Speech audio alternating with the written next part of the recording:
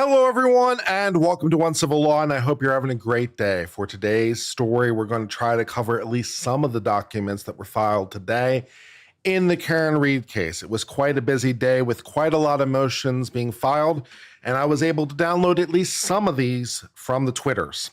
And so I have some, but not necessarily all of the motions that were filed. I asked around, and no one was able to provide me with other copies, so I have what I have, and we're going to go with that, and because I don't have anything else. So we'll do what I can. All right. So we begin with an affidavit of Elizabeth Little in support of defendant's motion to impound, which leaves a little bit to be desired. I'm not going to lie. I, Elizabeth Little, do hereby depose. Is that even the right verbiage? I depose? I'm not even sure that's the right verbiage. I mean, I depose you. Can you depose yourself? I have to actually look that one up in the dictionary. I, Elizabeth Little, do hereby depose and state the following is true to the best of my knowledge and belief. I represent Karen Reed, the defendant regarding the above caption matter pro hoc vice. Good cause exists to file portions of defendant's motion in limine to exclude certain witnesses before and after testimony, namely all reference to text messages obtained from Trooper Parta's cell phone, which are subject to protective order. I really don't understand what this affidavit is supposed to be doing. It is the most conclusory affidavit I've ever read in my life. It's like I have good cause, really, bro. Trust me, bro. It's like I don't. Okay, that's weird, but fine. All right, then we have a motion in limine to exclude irrelevant, inadmissible, and prejudicial prior bad act character and propensity evidence. Fair enough. There are rules relating to that, so fair enough. Now comes the defendant, Karen Reed, and respectfully moves this honorable court in limine to exclude any references to irrelevant, inadmissible, and prejudicial events that purportedly transpired in Aruba on December the 31st of 2021. Okay. As grounds for this motion, the defendant states that the proffered evidence is not relevant to any material issue in the case. Well, it's arguably relevant as to motive, which I suppose is technically a non-issue, but you can always argue motive. Should the court find the evidence relevant, any prohibited potential probative value of the proffered evidence is outweighed by substantial risk of unfair prejudice. Okay, you're going to have to sell me on that one. Ms. Reed is accused of following crimes arising out of the death of Officer John O'Keefe: murder in the second degree, manslaughter while under the influence of alcohol, and leaving the scene of personal injury. Defendant suspects the Commonwealth will again seek to admit testimony regarding a completely irrelevant argument between Ms. Reed and a woman named Marita Sullivan, which occurred in Aruba on December 31st, 2021, for the sole purpose of trying to assassinate Ms. Reed's character in the eye of the jury. The prosecution would call it motive. At Ms. Reed's first trial, every single witness unequivocally testified there was no history of violence whatsoever in Ms. Reed and Mr. O'Keefe's relationship, and the two of them were in good spirits on the night of January 28, 2022. So what? I mean, maybe they were in good spirits, and, if you want to take the state's case like at its, people crack sometimes. People crack. So maybe she was in good spirits around all the witnesses, and then maybe she decided to kill. It's not exactly unheard of. So, everyone saw her in good spirits on the 28th. That's relevant to be sure. But she wasn't apparently in good spirits on December 31st is also arguably relevant to the same issue.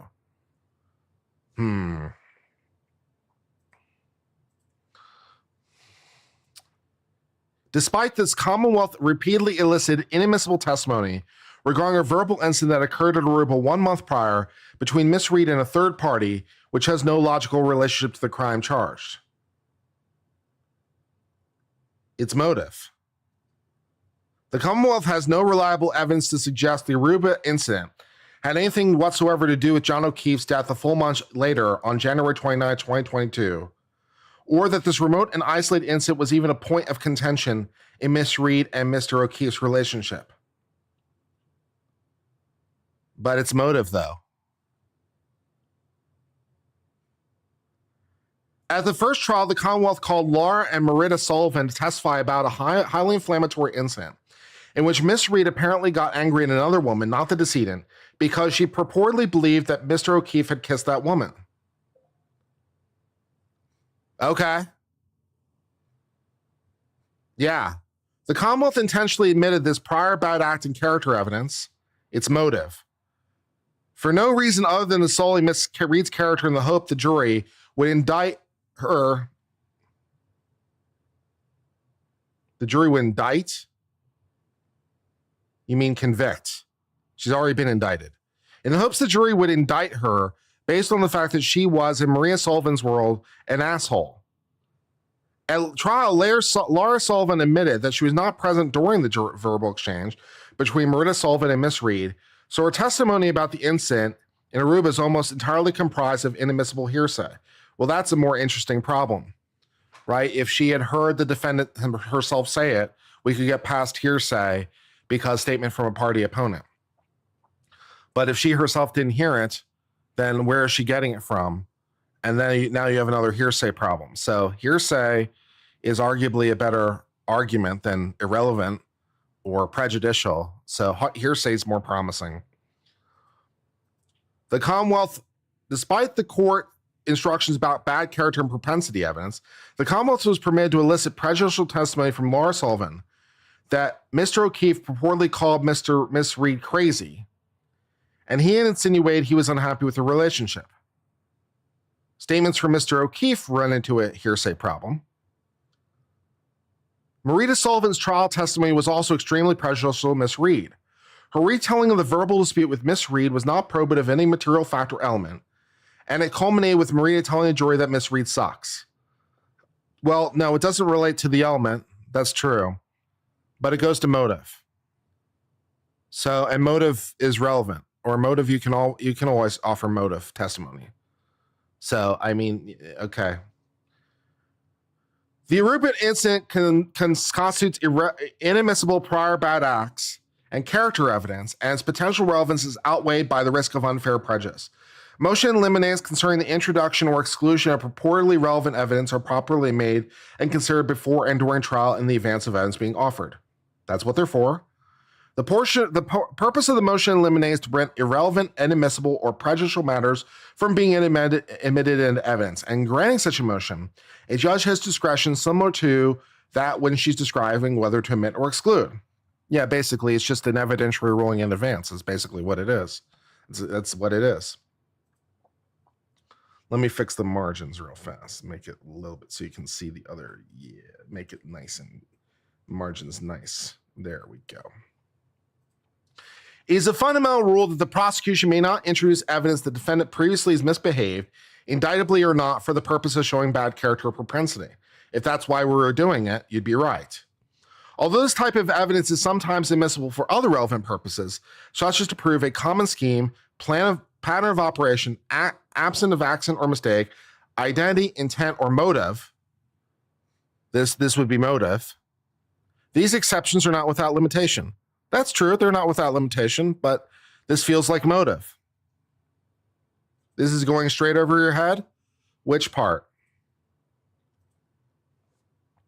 So the defense wants to exclude a conversation that Miss Reed had in Aruba wherein she yelled at another woman, believing apparently that this woman had kissed John O'Keefe, which would demonstrate jealousy. And then she killed him out of jealousy and out of revenge for him stepping out.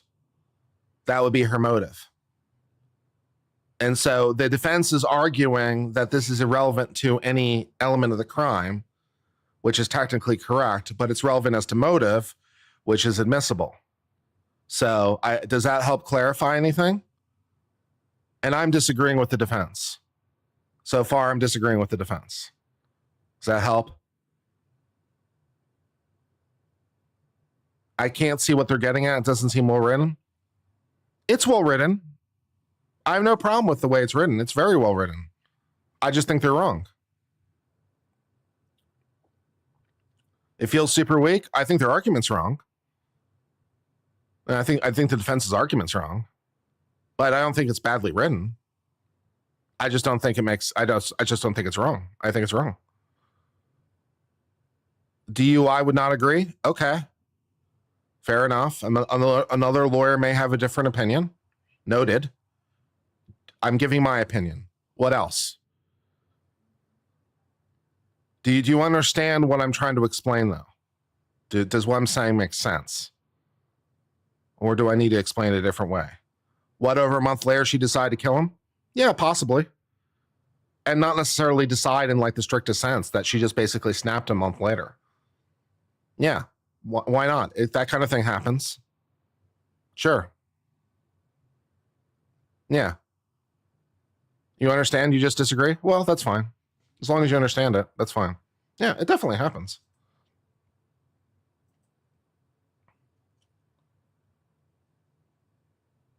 Similarly, although evidence of a hostile relationship between defendant and his spouse may be admitted as relevant to a defendant's motive to kill the victim, such evidence should not be admitted if it relates to an event which occurred in a time too remote from the killing. And then they cite a case, animosity between a husband and wife 3 years before the murder, too distant. They cite another case, evidence of a defendant's adulterous relationship, which terminated 7 months before, not probative. Okay, 3 years might be too long. 7 months might be too long. But this is like a month. So I don't think that works. Temporal remoteness is not an exercise in line drawing. Rather, the reviewing court focuses on the logical relationship between the prior bad act evidence and the crime charged. In order for evidence of a prior hostile relationship to remain relevant to a defendant's motive to kill the victim, the evidence must actually establish a prior hostile and violent relationship between the victim and the defendant. It has to establish violence as a matter of law. That strikes me as odd. Hostile, I agree. Violent strikes me as odd. They cite some cases, and I could go chase down those cases to see whether or not it really is limited to violence, but it doesn't make sense to me that it would be limited to violence. So I don't think the defense is arguing correctly. I mean, here are some cases in which violence was present. That's true, but to say it's limited to that is a whole nother proposition. So they cite, for example, a case 2022. Prior acts evidence include police testimony about domestic dispute requiring law enforcement response and witness testimony about physical disputes between the victim. Yeah, I mean, that was physical in its nature. I understand. Commonwealth versus Ronaldo. Evidence including defendant's prior arrest for domestic violence restraining orders and divorce proceedings was admitted to show the nature of the relationship. That included violence, I understand. Commonwealth versus Almeida. Evidence of defendant's prior threat to stab a victim to death was shown to show the nature of the relationship. That involves violence, I understand. Commonwealth versus Miller. Evidence introducing, including extreme physical violence and threats with a firearm, was admitted to show the nature of the relationship. That one involved violence, I understand. But what they don't have is a case that says it needs to be violent. They don't have that case. If they did, they'd cite it. So they obviously don't have it. So if there was a case that says, oh, no, in order for this to work in Massachusetts, it must be violent. If that case existed, they would tell you. But they didn't tell you that. They simply said, here were 4 cases in which it was found to be valid, in which the person happened to be violent. So like violence is sufficient, but not necessary. You know? Yeah, so that's wrong. Moreover, even where this type of evidence might be relevant for some limited purpose, the evidence must be excluded if the probative value is outweighed by the risk of unfair prejudice. Substantially outweighed by the risk of unfair prejudice. Not unweighed, substantially weighed. It's not a balancing test. It's a balancing test with teeth. Okay? It has to be substantially more prejudicial than probative. Thank you very much. And then they cite some case law. All right. They say apparently Section 404(b)(2) permits a court to exclude evidence of a crime, wrong, or other act that's offered for a proper purpose if the risk of unfair prejudice simply outweighs probative. Really? Simply outweighs. Really? I don't believe you. I want to look it up. Let's see. Massachusetts Mass Rule Criminal Procedure. Let's see. Rule 404. What does it have to say? Oh, it's not the rules of criminal procedure. It's the rules of evidence. Duh. Criminal evidence. Okay. Other acts evidence. Great. 404B. Okay. Let's see. Exceptions. Permitted use. It's 404B2. Okay. This evidence may be admissible for another purpose, such as proving motive, opportunity, intent, preparation, plan, knowledge, intent, absent mistake, or lack of evidence. However, evidence other than bad act is inadmissible where probative value is outweighed by the risk of unfair prejudice, even if not substantially outweighed. Wow. Okay. So Massachusetts went way more aggressive than the federal rules. Okay. So in Massachusetts, it is a strict balancing test. Okay. That makes a huge difference. In Massachusetts, it is a strict balancing test. Okay. They're allowed to do that. So fair enough. They've deviated from the standard rule. Okay. All right. Okay, fair. So it is just a straight balancing test. Okay. So is it more prejudicial than probative? 50-50 analysis. Okay, I can do that in my head. All right, let's analyze with that in mind.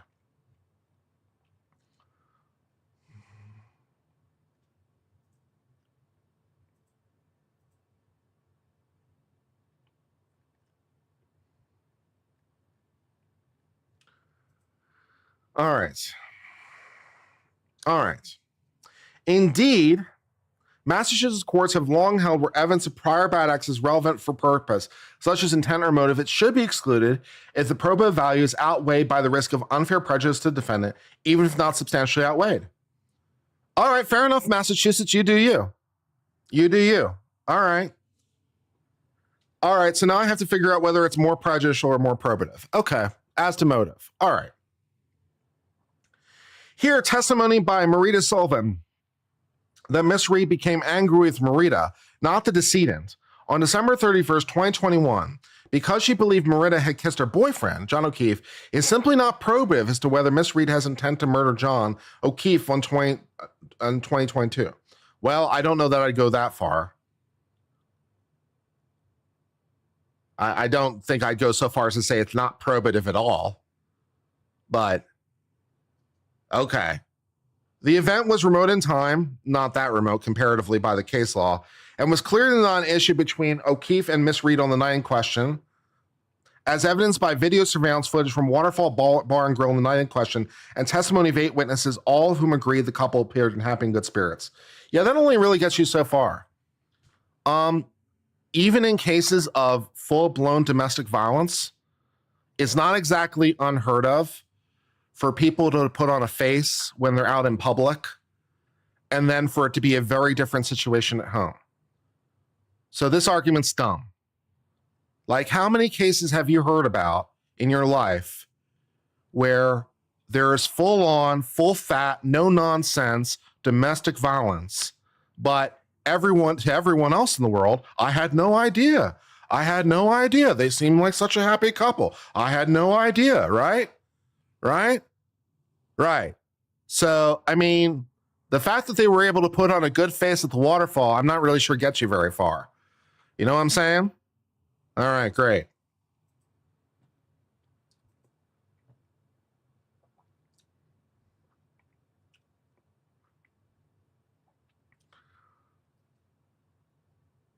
There is no logical relationship between the Aruba incident and the crime charged.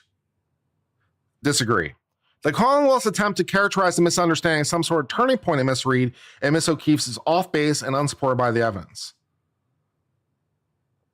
Well, I don't know whether or not they characterize it as a turning point or not, as simply evidence that not necessarily all was right necessarily.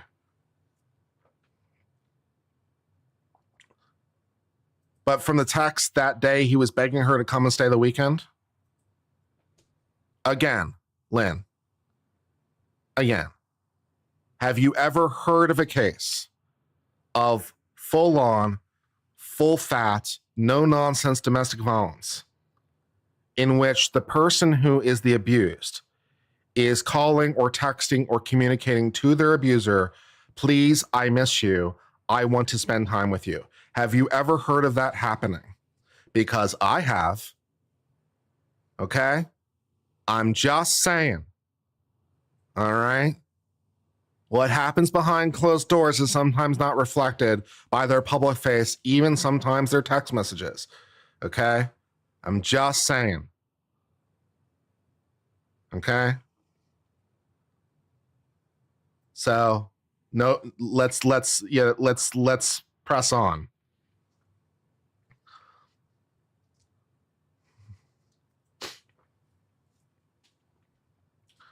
The sole purpose of the Commonwealth's attempt to admit this evidence is to solely Miss Reed's character by allowing Marita Sullivan to testify that Miss Reed sucks.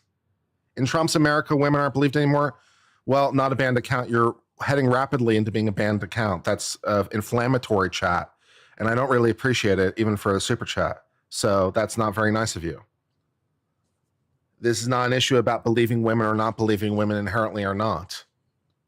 This is an issue of trying to assess evidence and trying to assess it in a very logically neutral fashion. And I get really irritated when people say that I'm anti-women. I'm not. I think Karen Reed is innocent. I've told you that more than a few times. And I think the case against her is garbage. I've told you more than a few times. I don't really like having to keep proving my bona fides. It's really annoying. But I have to consider every legal issue under its own terms. That's what would make me a good judge. I have to consider every legal issue under its own terms. And so for the moment, what I'm trying to consider is whether or not the defense is correct that this should be excluded. It's an evidentiary question. It's a question I have to consider in its own terms. I'm going to try my best to neutrally apply the law. Please piss off.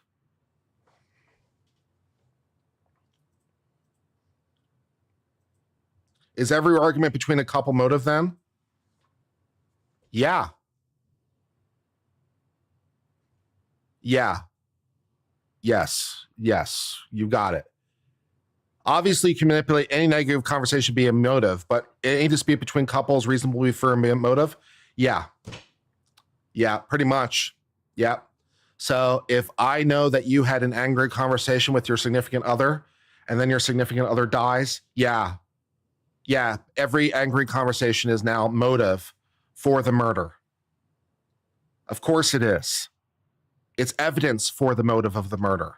Evidence only has to make something more or less likely to any degree. That's what the nature of evidence is, in order for it to be relevant.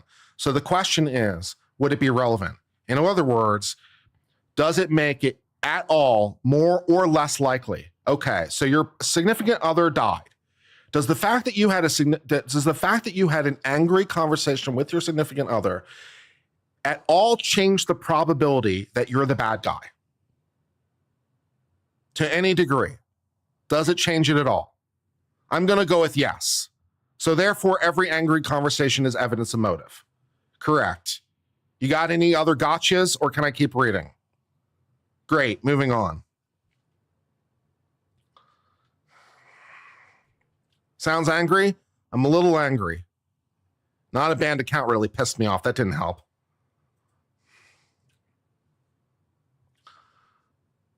I really hate it when people say I'm anti-woman. It really pisses me off.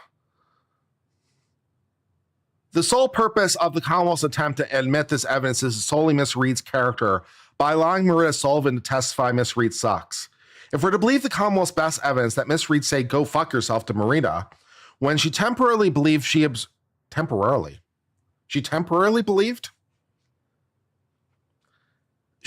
Marita kissing, that's characterization.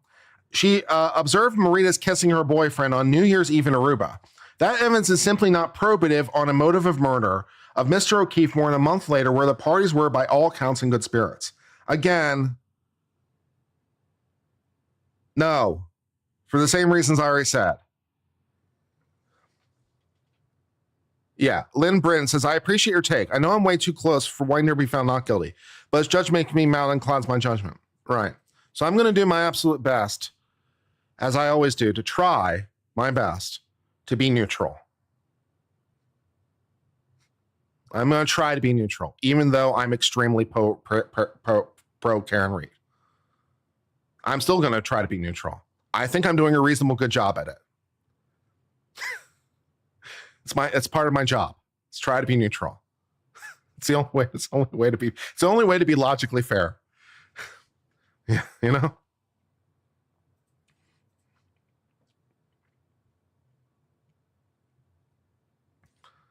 Yeah. It wasn't a gotcha. Okay, fair enough. But there was evidence supporting the proposition it was a gotcha. So, yeah. But not Dutch. All right.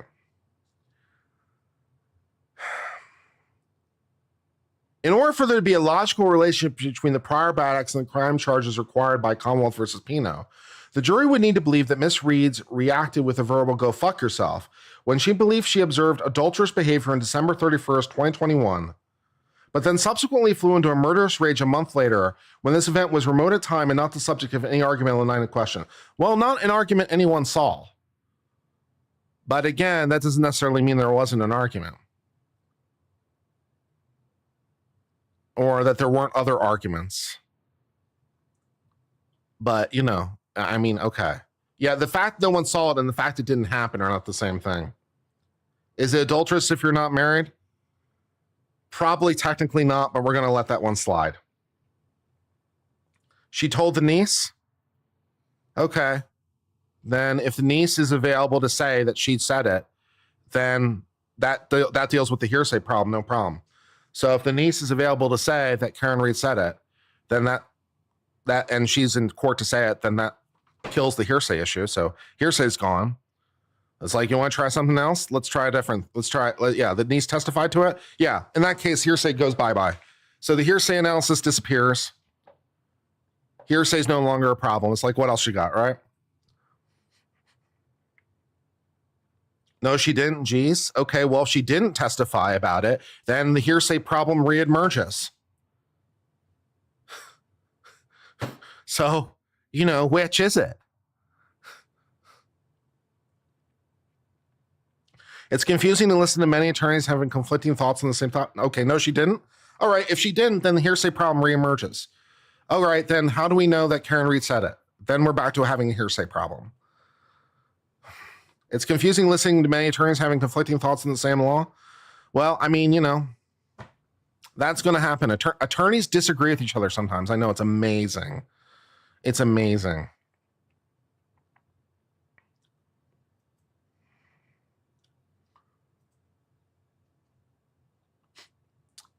Yeah. Karen referenced the Aruba trip in a recent interview with Vanity Fair. Yeah, but that's not what we need. We don't need her referencing the trip. We need her specifically making the statement. That's what we need. Her saying I went to Aruba doesn't do the trick. We need her specifically we need the conversation. That's the thing we're trying to include. If you want, she went to Aruba, sure. She said it in a recent interview. She went to Aruba. But the thing you want to introduce into court is the statement. We need to be able to introduce the statement. So how are we doing that? You know? Yeah, the conversation is what we're talking about. Who is saying that Miss Reed said this? Who's saying that? That's what, yeah, and that's the hearsay problem. No one disputes they went to Aruba. I mean, yeah, exactly. She did not. The statement can come from the Duty sisters. Who are the Duty sisters? Did they hear the statement? She compared Aruba to the night John died. That's not what we're talking about. I'm going to beat my head against the wall. Guys, can we stay focused on what we're talking about, please? The statement. The statement. The statement she made, the statements in Aruba. Can we focus on that, please? Jeez, come on. Jesus, Lord.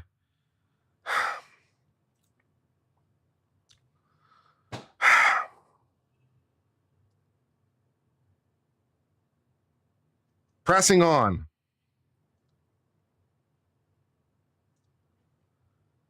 Miss Reed's short-lived anger was not even directed at Mr. O'Keefe, and her apologetic conduct after the incident demonstrates she knew the kiss could be a misunderstanding. Or it could be that phase of the domestic violence relationship, because that's also a thing. As anyone who knows domestic violence relationships, there's often like a apology honeymoon phase before the violence starts over again. It could be that. Yeah, the DC Titan says I'd be more worried if lawyers agreed 100%. Yeah, exactly, right. The statement came from the Dirty Aruba sisters. Okay, cool. Are the Dirty Aruba sisters testifying in court? If so, the hearsay problem disappears. If not, we're back to having a hearsay problem. And how are we getting past the hearsay problem? Miv Revens or Maya Revens for $5 says, I'm a little late because I'm trailing behind, but you're not anti-women. These women just don't reflect upon their own understanding. Just kidding-ish. Yeah. The flower stages. Yeah, exactly, right? Love bombing. Yeah, you got it, right? Exactly. So that's they testified. Great. If they testify in the trial, the hearsay problem disappears. Fantastic. We got people who heard it directly from Karen Reed, who themselves are now testifying in court. So the hearsay problem disappears. Fantastic. Moving on.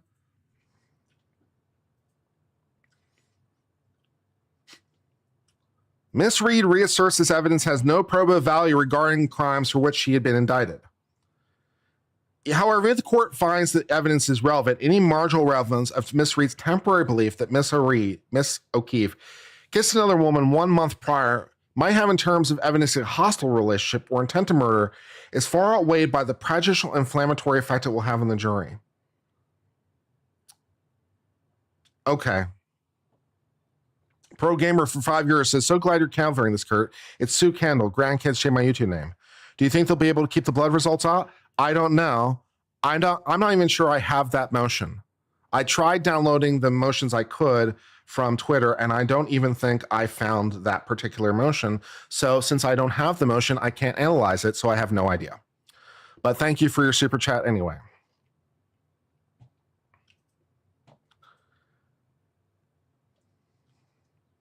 They're allowed to say what John O'Keefe told them on the trip. Okay, then we're back to having a hearsay problem. Okay, if what they're saying, then we're back to having a hearsay problem. If the sisters testified as to what John O'Keefe told them, then we're back to having a hearsay problem because John O'Keefe is not the one on trial. I love how this hearsay is on again, off again, because you guys can't tell me straight up what the reality is, and my legal analysis is all over the map because you guys just keep confusing me. There was a different exception for John's statement. Maybe there is, but it's like, okay, one thing at a time.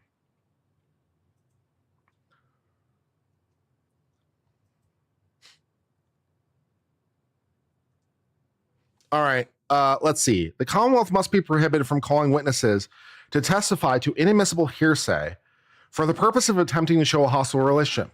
Moreover, Massachusetts courts have long held that admission of hearsay statements for the purpose of showing a hostile relationship between defendant and victim is not permissible.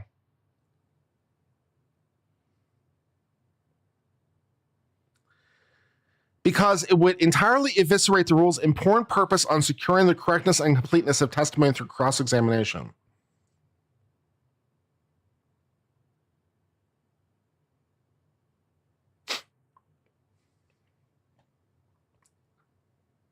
It's like there's no way that can be true. Do I really have to go chasing Massachusetts Supreme Court decisions now? It's like there's no way that can be true.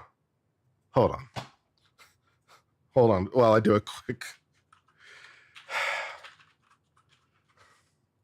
There is no way the Massachusetts Supreme Court said that. Okay, what did they actually say? Hold on. 425 Mass 507. All right, what did they say? All right, let's see. At 511, 512. Okay. Let's see.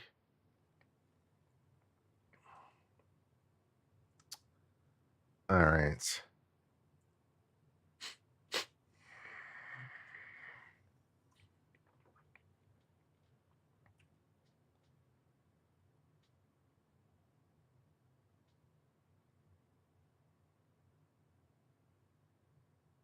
The judge admitted the victim statement for limited purposes showing hostile relationship. Okay. As to the victim statement, that makes sense. The victim statement issue does not fall within the state of mind exception to hearsay. In Lowe and Boer died, the murder victim statements were declaration of future intent to break off a relationship. Therefore, the jury could infer victim communicated that intention to defendant, and the statements were material. Commonwealth misconstrues our case laws generally allowing omission of hearsay statements of past honor misconduct for the purpose of showing hostile relationship. An examination of our cases reveals we've not construed the state of mind exception to sweep so broadly. Hearsay exceptions which relate to defendants' prior violence or misconduct are probative of the relationship only if they're considered a proof of facts remembered or believed. Allowing hearsay statements generally under state of mind exception would entirely eviscerate the hearsay rule. So they have a little bit more nuanced opinion than what the defense is reflecting.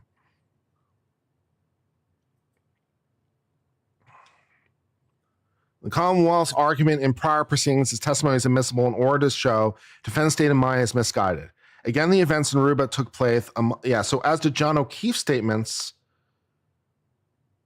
yeah, maybe, but as to Karen Reed's statements, no. The Commonwealth's argument in prior proceedings is the defense proceedings the testimony is admissible in order to show defense state of mind is misguided. Again, the events in Aruba took place a month before John O'Keefe's death. There's no evidence to suggest Miss Reed was still upset about it on January 28th. Here, testimony by Laura Sullivan regarding irrelevant and inherently prejudicial Aruba evidence must be excluded because the witness has nothing to testify about other than inadmissible hearsay and prejudicial character evidence. Indeed, during the 2024 trial proceedings, the Commonwealth chose to put Laura Sullivan on the stand to testify about an incident she did not witness in Aruba. Which, again, we get back to the hearsay problem. If she's not a direct witness, we're back to hearsay. So I'm confused by that.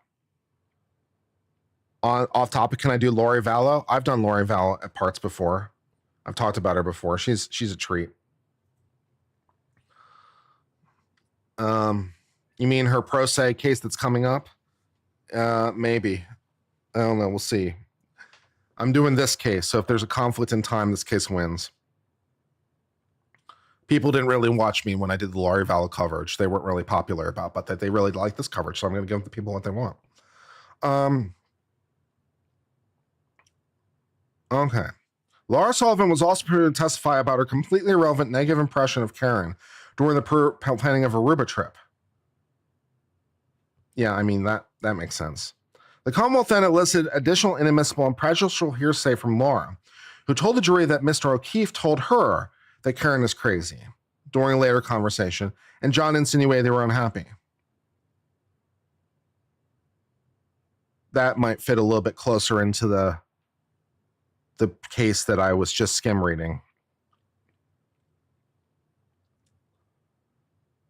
So what is the statement? Who is testifying? Who is testifying at trial regarding the statements? And did they hear it directly? And if not, where did they hear it? Because there's a hearsay problem here. Or is there? The person who John is testifying. But you can't get to Karen's statements through John. That doesn't make any sense. You might be able to get to John's statements. Maybe. Although this case is like calling that a bit into question, although it's a little bit shaky. But how are you getting the Karen statements? Because it's still hearsay. Defense said she didn't witness the incident, not the statement. Okay, I'm really confused. I'm extremely confused.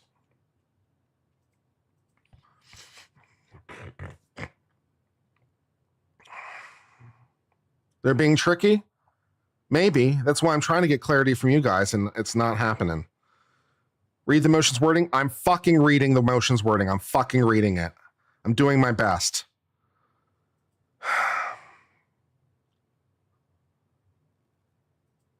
Notably, Massachusetts courts have long held that admissions of hearsay statements for the purpose of showing Hostile relationship between defendant and victim is not permissible because it would entirely eviscerate the rule's importance on securing the correctness and completeness of testimony through cross-examination.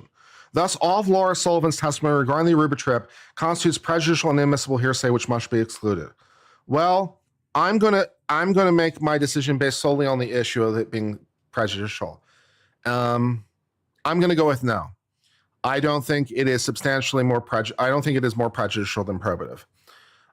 It is close enough in time. And I think speaks to motive. And I don't think it is so inflammatory in its nature to be more prejudicial. So I'm going to go with no on the issue of the prejudicial effect, and I'm going to disagree with the defense. Great. Moving on. Go watch The Two Sisters and you'll see. Well, I'm a little busy right now. You want me to rewatch parts of the trial while I'm doing this? You want me to rewatch that? I mean, I'm a little busy right now. So I was trying to hope I get good information from chat, but chat can't give me good information, so I can't figure it out. Stephanie blah blah blah for $5 said many thought Laurie Dolbo was sweet, nice for a long time. Not saying Karen Reed's like that, but you never know what happens to them. Free Karen Reed, 100%. You know it for sure. Thank you very much. Disregard footnotes reveal a lot. Okay, I'll read all the footnotes. Fine. Footnote 2. I read footnote 1, and there's only footnote 2. So the footnotes apparently reveal all, even though there's only 2 footnotes, and I already read footnote number 1. But for completeness, I'll read footnote number 2. Note, this unhappiness was allegedly communicated non-verbally and solely via Mr. O'Keefe's body language, namely a shrug and eye roll. Not only is this inadmissible hearsay, well, no, it's not.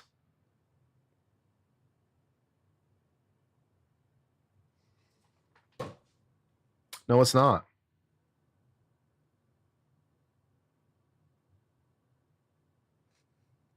It's not a statement. I saw his eye roll. I saw his body language. That's not a statement. That's an observation of someone's behavior. It's not hearsay. You're wrong. The defense is wrong.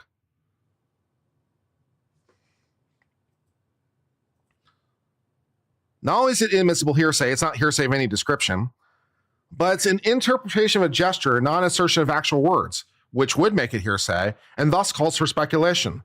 Well, no, not necessarily, because it's within the ability of a normal person to interpret body language. Not necessarily to say they're pretty good at it, but it's within the ability of a normal person. So it's not undue speculation. It's not speculation. They literally saw it happen. And then they said what they thought it meant. So it's not hearsay of any description, and it's not speculation. Defense is just flat wrong. So no, absolutely none of those things. Great.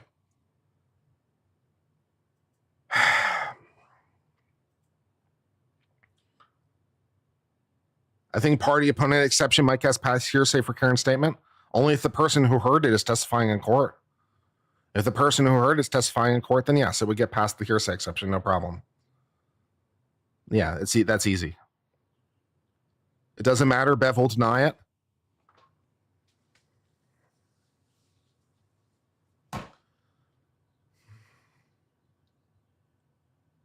I'd deny it.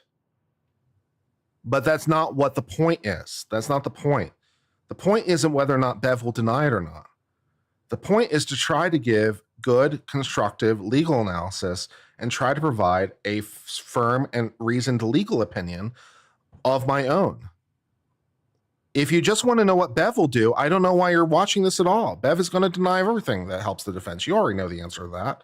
She's going to do everything that helps the prosecution and deny everything that helps the defense. So if your question is, what will Bev do? You don't need me for that. You already know the answer.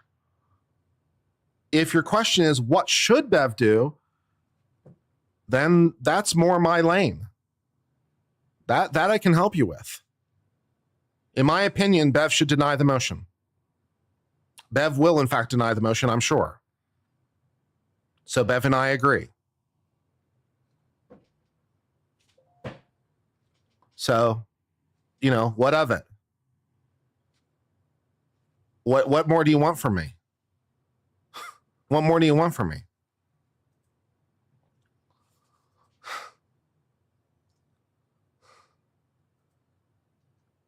All right. With respect to defendant's motion to impound portions, a defense motion eliminate to exclude certain witnesses before and after testimony.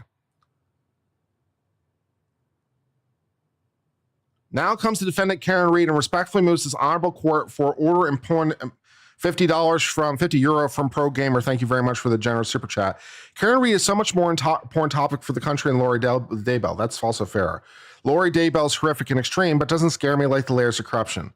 Also, Lori Daybell is super duper guilty. So, doesn't exactly do the exact same thing. Doesn't scare me like the layers of corruption and widespread abuse of power by Norfolk and Massachusetts. Is everywhere justice corrupt? Yes. Is justice a sham? Sometimes. Thank you for the super chat. I do appreciate it. I have 3 emails in which I have all the documents. Great. Let me pull those up because I couldn't get them earlier.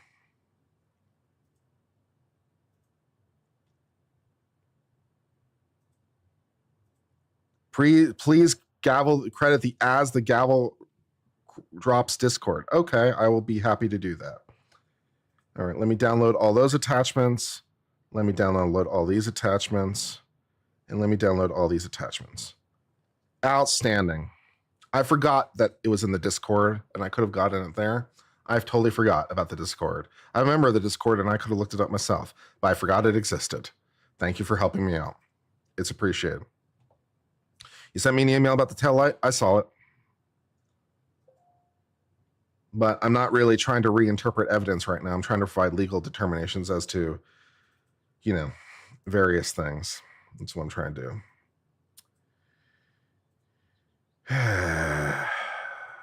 Deep breaths, Kurt. It's fine. Deep breaths. Suicide is painless. It brings on many changes. And I could take or leave it as I please.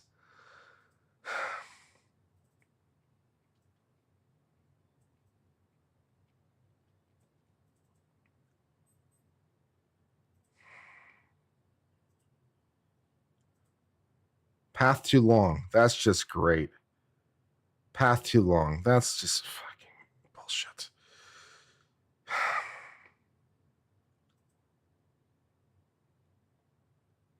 I can't extract the file because the file name is too long. That's fucking just beautiful. That's the cherry on my day. I can't extract the file because the file name is too fucking long. Just kill me.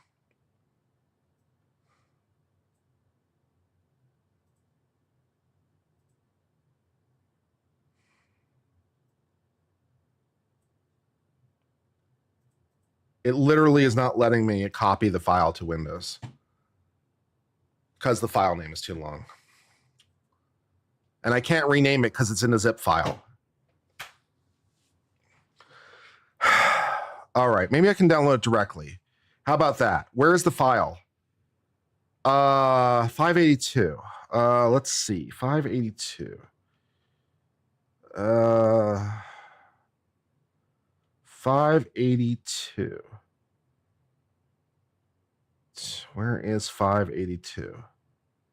There it is. Okay. Can I download this file? It says I can.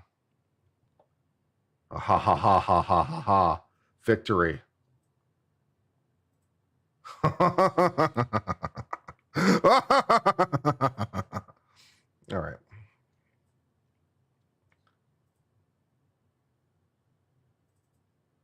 All right. So now I have 39 files sitting in a file folder. Does that sound right? Great. Let's combine it into one massive PDF. That sounds like fun.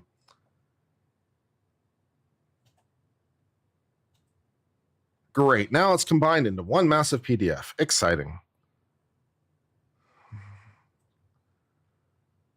All right. Now let's make the margins look pretty so we can discuss it.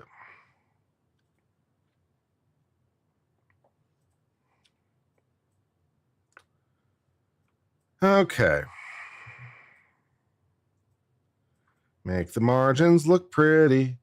It's the margin song for you and me. Make the margins look pretty. It's the margin song for you and me.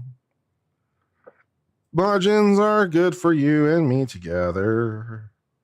Margins are how we do everything we need to do. It's the margin song for you and me. The margin song makes me calm. Ish. All right.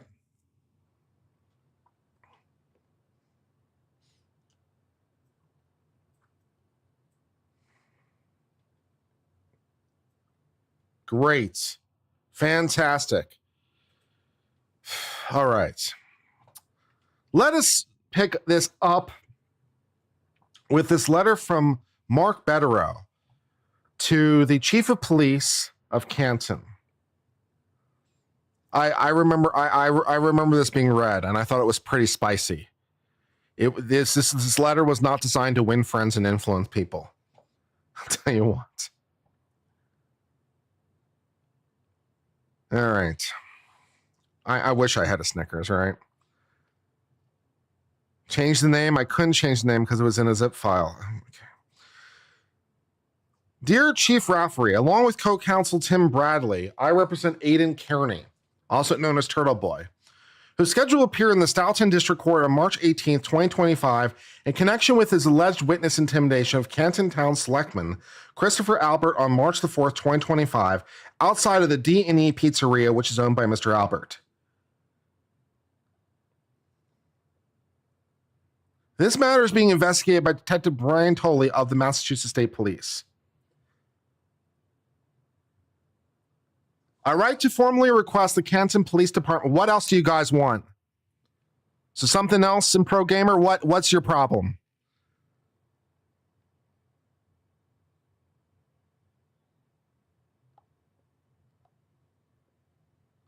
Kurt just asked if he should follow LD more. I was responding to that. Okay, noted. Thank you.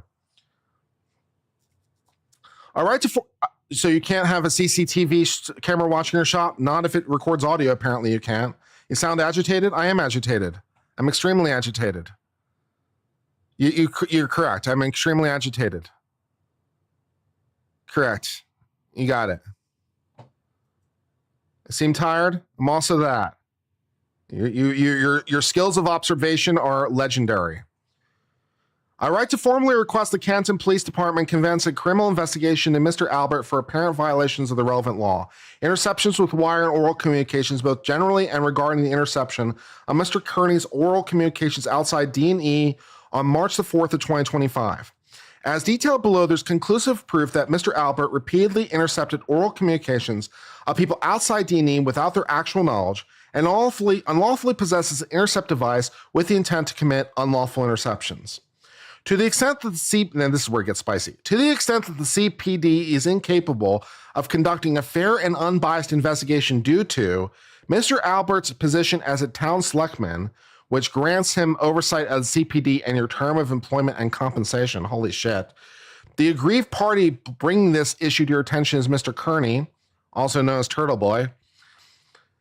Mr. Albert's brother, Kevin Albert, serves as a CPD detective and or CPD's vigorous yet unsuccessful attempts to prosecute at least 10 individuals for allegedly intimidating Mr. Albert by exercising their First Amendment right to criticize the prosecution of Karen Reed. I don't think we're trying to win friends and influence people by this letter. I don't think this letter was written with a desire that this actually happen. This is not a win friends and influence people letter. This is a please fuck yourself letter. So I'm probably not going to achieve anything, but maybe it felt good to write it. I guess. The relevant facts: D&E is located on Washington Street in the heart of downtown Canton. As the town's main downtown thoroughfare, Washington Street contains the heaviest pedestrians and vehicular traffic in Canton. D&E utilizes 2 WISE cameras, one of which is perched outside, aimed directly at Washington Street and the sidewalk. There are no signs or notices posted at D&E warning customers or passerby that their private oral communications are subject to being intercepted and recorded. Now, one of the questions I have that's sort of unanswered by this letter is, what does this mean generally speaking for Ring doorbells? Now, I understand that they include a sticker that you're supposed to include on the doorbell that lets people know that they're being recorded, which seems kind of redundant, but whatever. But that, of course, presumes that you're close enough that you're ringing the doorbell, right? So what if you're not ringing the doorbell? What if you're away from the doorbell and it's capturing you anyway, which is totally possible, right? The doorbell doesn't just capture audio or video that's happening right in front of the doorbell. It captures audio and video for a little bit distance beyond that. So my question remains, is every Ring doorbell illegal in Massachusetts? Particularly, like, take, for example, a Ring doorbell, say, for example, like a row house that's like right up against the street, right? So like, it's just, right up there against the street. There's no yard. Okay, and you have a Ring doorbell, and now it's, filming anything it sees on the sidewalk and the street, and maybe the sidewalk beyond that too, right? So is every Ring doorbell now illegal? That's what I'd like to know the answer to. Ring is on private property, but Ring doorbell's on private property.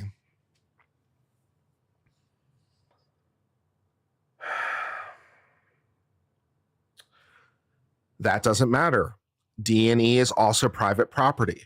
So if private property was the answer to the question, then we would be done, because D&E is also private property, and it has these devices which are recording audio.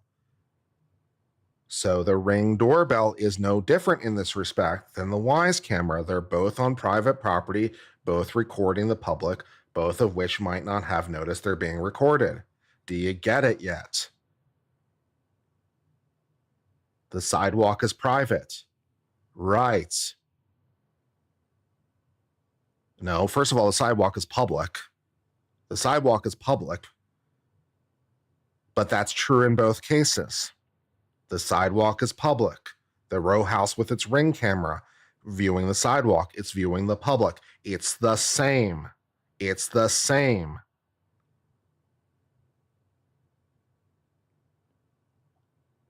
There's a setting on the Ring camera to have the audio turned off in Massachusetts. There you go. So if you turn off the audio, then you're fine. So I'll revise the question. Is every Ring camera that does not have its audio turned off in violation of Massachusetts law? Because it seems like the answer is yes. The sidewalk is public. It sure is.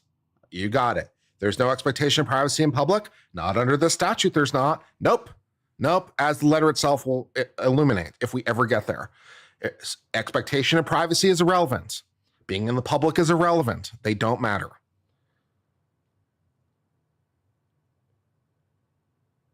If you're aware of the possible audio recording by ringing the doorbell sign or sticker, they still ring the bell. Either you're not paying attention or you're just trying to fucking annoy me. I already said there can have a sticker. I already mentioned this. And I said, hey, well, it only makes a difference if you happen to be ringing the doorbell and therefore can see the sticker. What if you can't see the sticker? What if you don't see it because you're not ringing the doorbell? What if you're on the street? What if you're on the sidewalk? What if you're across from the street and it's recording the audio? I've already covered this. Are you not paying attention? Class, we're not going to get anywhere if I have to recover the same ground all the time. Okay? I mean, can we pay attention, please? God. Does it matter if they read it or there's only signage? The issue is notice. The issue is notice. So if they don't see the sticker, there's no notice, presumably.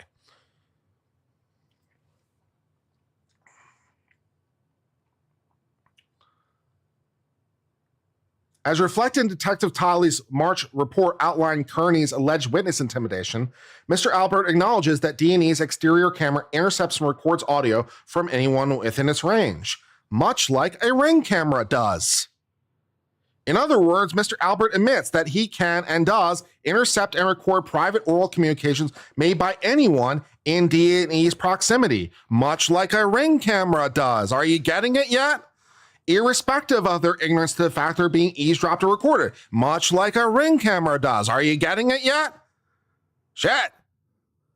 Mr. Albert alleges that on March 4th, 2025, at approximately 10:20 p.m., he listened from the safety of his home to a surreptitiously recorded video of Mr. Kearney addressing Mr. Albert and his son Callan about their re-testimony. As Mr. Albert alleges that he was very upset about Mr. Kearney's statements, and as to this, Mr. Albert, grow a pair, fuck off. You grow a pair of balls, damn. Although not relevant to the issue of whether Mr. Albert's in violation of relevant law, the video depicts Mr. Kearney facing an interior camera rather than the audio-enabled exterior camera, which is located at the far end of the property. The relevant law requires consent of all parties for the recording of oral communications. The statute's preambles details the legislature concerns with uncontrolled development and unrestricted use of modern electronic surveillance device, which pose grave dangers to the privacy of all citizens in the Commonwealth. Accordingly, the state's legislative intent of the statute is to ensure the secret use of such devices by private individuals must be prohibited. Unlike the Fourth Amendment, the relevant law provides protection to an aggrieved person even where the individual does not have a reasonable expectation of privacy. Reasonable expectation of privacy is irrelevant. It doesn't matter whether you had a reasonable or unreasonable expectation of privacy or no expectation at all. It doesn't matter. That's the way they wrote the law. Okay? That's the way they wrote it. All right? Great. Consequently, a recording made on a public sidewalk or thoroughfare may violate the statute. And then they cite a case, secret recordings made on a cell phone in public places, including sidewalks, held illegal. So yes, you're recording on your phone on the public sidewalk. Is there a reasonable expectation of privacy? Hell no. Was it illegal? The court said it was. Great. The appellate court said it was. Great. Yeah, so that means Mr. Albert has no absolute right to record oral communications made by someone positioned on a public sidewalk or street within range of a D&E audio camera, much like a Ring doorbell. Yet this is precisely what D&E's exterior camera is set up to do. Mr. Albert's blanket audio communication of individuals outside D&E without their actual knowledge constitutes a felony, which states that any person who willfully and secretly audio records another without prior authority by all parties to the communication is guilty of a felony. So, even if they had consent of some people and then other people came in, if they didn't consent, now it's suddenly illegal again. You went from legal to illegal because more people joined. Maybe it's zoning. It's not. Significantly, the statute contains, or at least has not been cited. So significantly, if there's an exemption because residential, that'd be great, but it hasn't been cited to me. So I'm just going to presume that's not the thing.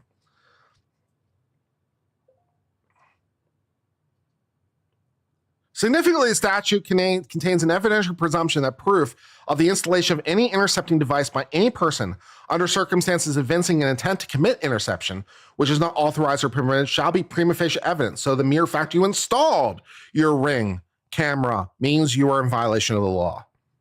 Seems unconstitutional? Well, the Supreme Court has never said so. I mean, I sort of think so, but the Supreme Court has never said so. So for the moment, no. It's all in the open. You guys are on a quest to kill me. You guys are on a quest to kill me. That's what's happening right now.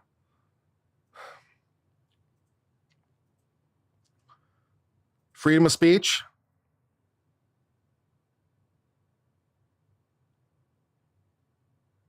No.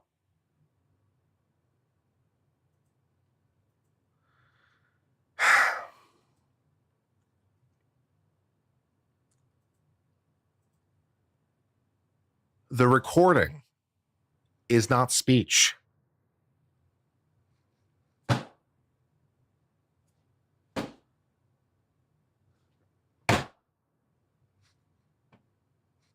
Okay?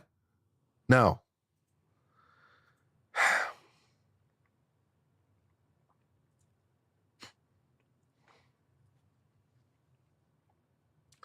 Publication can be.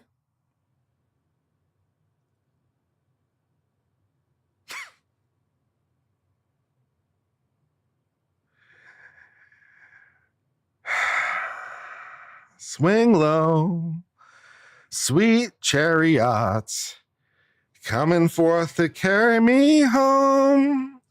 All right, let me ask you a question. How can you publish it if you didn't record it? And so aren't we back to the recording isn't speech? Do I have to do all your thinking for you? I mean, okay.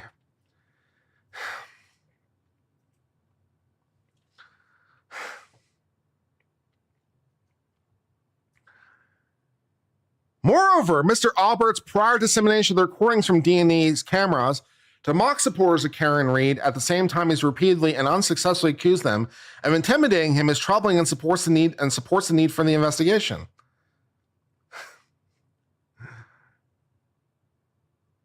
Is live streaming legal in Massachusetts? Well, are you doing it in the privacy of your own home? Then yeah.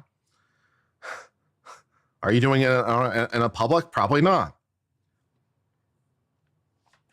On September 26, 2024, Mr. Albert arranged for public release of his video. We're never going to get through this today. This is what's happening. We're not getting through it. We're not getting through it. This is now a 12-hour stream. This is a 12-hour stream. We're here for the long haul.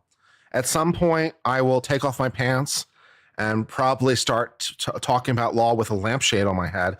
So that's some fun we can all look forward to together in our near futures. Please breathe, Kurt. Yeah, I'm trying.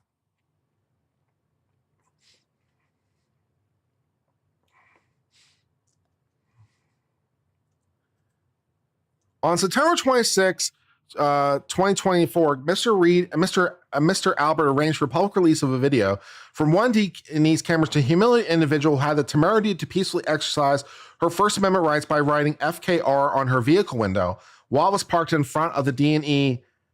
Mr. Albert recorded himself watching the video. He refers to the woman as a loser and a disgusting bitch, and then she instructed someone to take her picture, which the picture alone would be fine, and he's entitled to his opinion.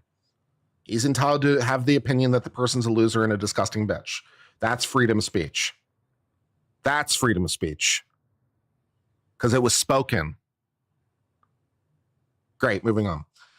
Within a few hours, the video was provided to Catherine Peter, who promptly posted on X. It stands to reason that if a town selectman is undeterred from making such inappropriate comments about his constituents, whether they're inappropriate or not, I'll leave to your mind. I'm sure that there are some people who are in fact his constituents who are also bitches. Because, he represents people. And there's some bitches out there. You know it, and I don't know it. Don't pretend like it isn't true. So calling someone a bitch might just be a statement of fact.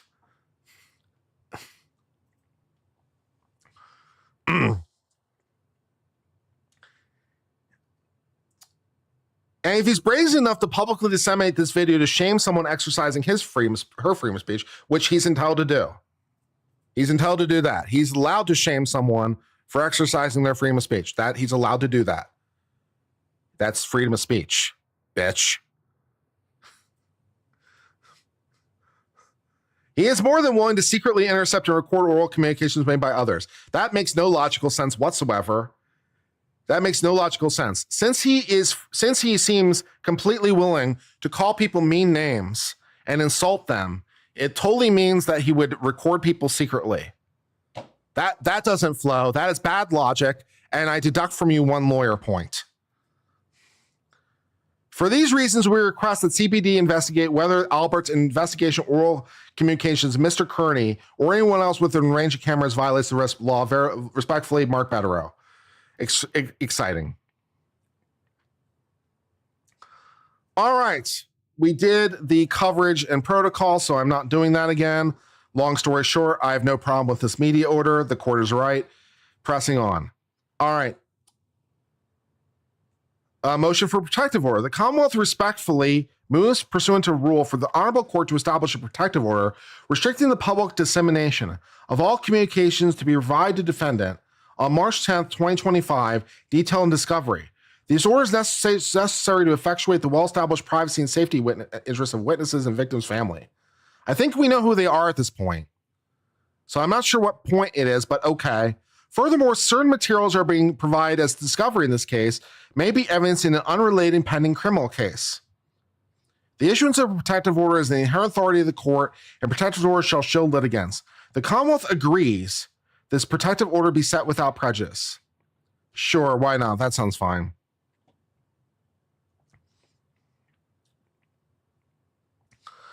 Defendant's motion to eliminate to present demonstrative exhibit based on Christina Halley's testimony. Is that a motion to eliminate? I guess it is in Massachusetts. Because I'm not asking to limit, I'm asking to do something. So is that a motion to eliminate? I guess it is, in Massachusetts at least. Do I think the judge has the right to stop recording on the public sidewalk? Well, more to the point, do I think the state legislature has the right to do it? And under the operative laws that currently exist, yes. Or more to the point, not necessarily the right, because that's the wrong way to talk about the government. Governments don't have rights. Governments have powers. So more to the point, does the government have the power? Yes, under the current law, they do. So, yeah.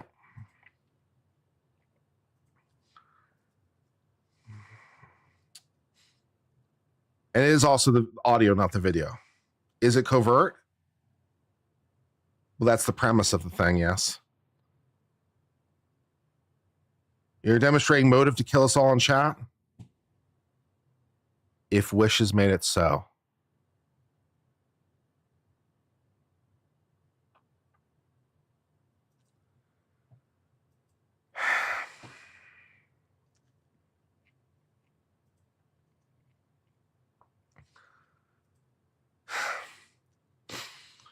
Miss Reed is accused of following crimes arising out of the death of Officer John O'Keefe.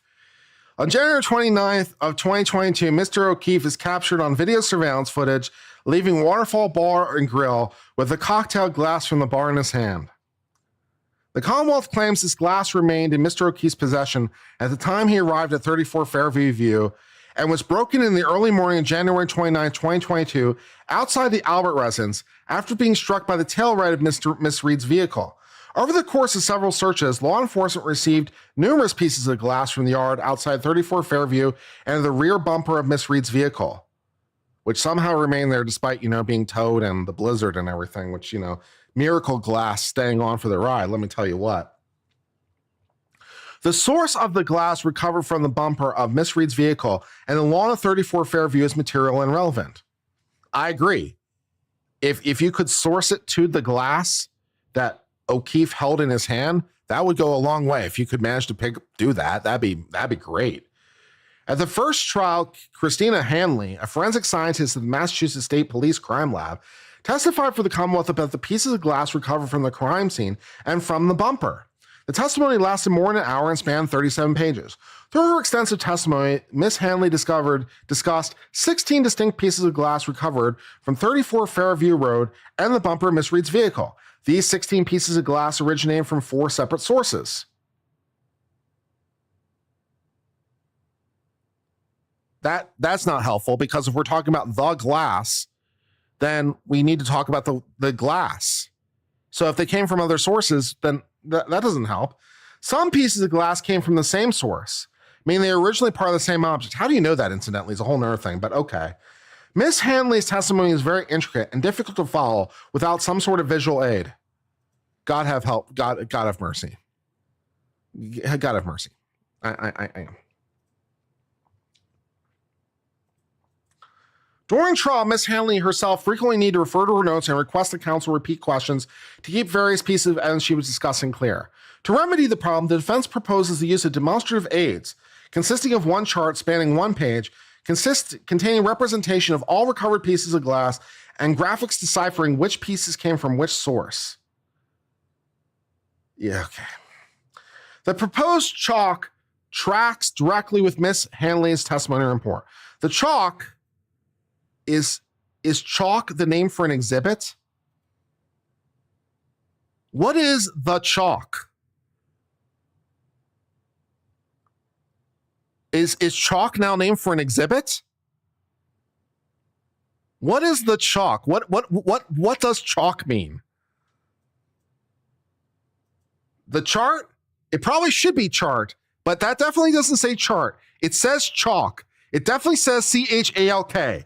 I'm not that blind. It definitely says chalk. What is a chalk? It's a visual aid? A chalk is a visual aid? Okay, I've never heard that word chalk used before. Hold on, I gotta look this up in a dictionary. Hold on. Dictionary.com. What is chalk? Help me, dictionary. All right, chalk. No, not according to this. Chalk, according to this, noun, a soft white powdery limestone. A prepared piece of chalk or chalk-like substance, a mark made with chalk, a score or tally. In sports, the competitor considered most likely to win by the odds maker. Chalk is not a synonym for exhibit. The dictionary has adjudicated this. This word is just being used improperly. Tracy Walker gifted 50 gift memberships. Thank you, Tracy. Yeah, chalk is not a valid word. Chalk is not the correct word. The chalk starts by identifying Josh H. for $5 says, I wonder if Albert's camera that led to Lieutenant Fanning being notified about the juror with whom was removed. Could be. Interesting. That would be very interesting on a number of levels. Is it privileged to practice in Massachusetts?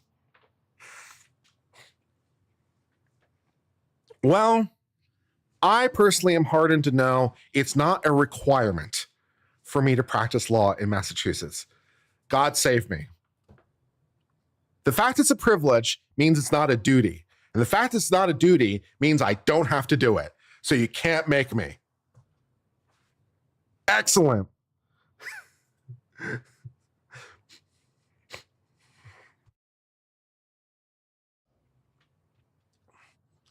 The chalk starts by identifying 4 basic categories based on where pieces were identified. Each group of pieces is called an item. Thanks, that's very helpful. These items are item 3.2, the base of the cup recovered from the scene. Item 3.3, 5 pieces of glass taken from the bumper of the car. Item 7.12, 9 pieces of glass taken from the scene by Trooper Bolenick. Item 7.14, a single piece of glass taken from the scene by Trooper Proctor. Each small piece of glass within items 3.3 and 7.12 has an additional lettered label referencing the individual piece within the broader item. Item 3.3 contains sublabels A, B, C, D, and E. It's nice they believe in labels for something, I'll tell you what. These sublabels are the same as those assigned by Miss Hanley in her testimony or lab report. Similarly, 9 pieces of glasses on item A are labeled A, B, C, D, E, F, and then IKL? No, that's not how the song goes. That's not how the song goes.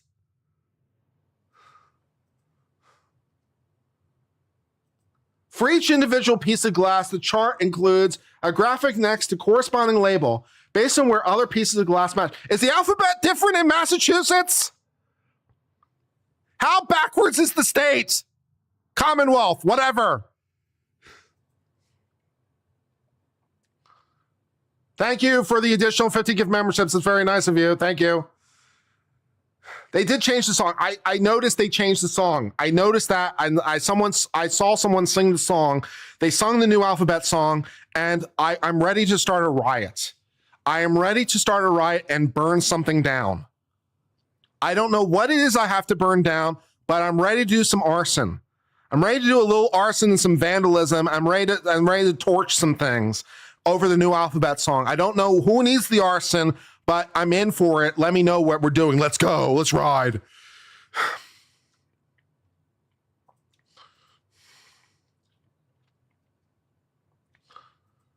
To assist the jury in visualizing Miss Hanley's granular and essential testimony, defense proposes the attached demonstrative exhibit, or chalk. You keep using that word. I don't think it means what you think it means. To aid the jury, which is attached here too. A demonstrative exhibit is something presented to a jury to help them better follow and understand the evidence, but is not evidence itself. Demonstrative exhibits may take many forms.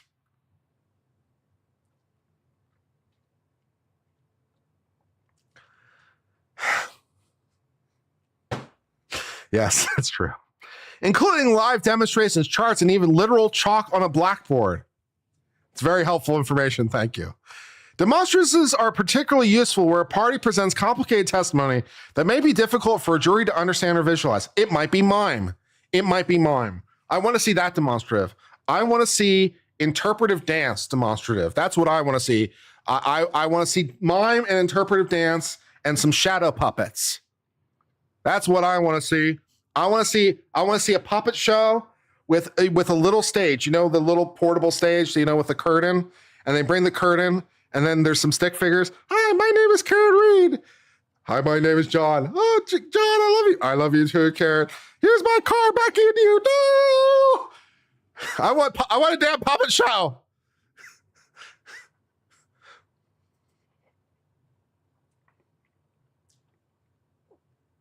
Demonstratives are particularly useful where a party presents compelling testimony that may be difficult for a jury to understand or visualize. These sorts of aids are appropriate where they're relevant. They may not be more prejudicial and probative. They sufficiently resemble the event so as to be informative and fair, or they're fair representatives that the chalk aims to clarify.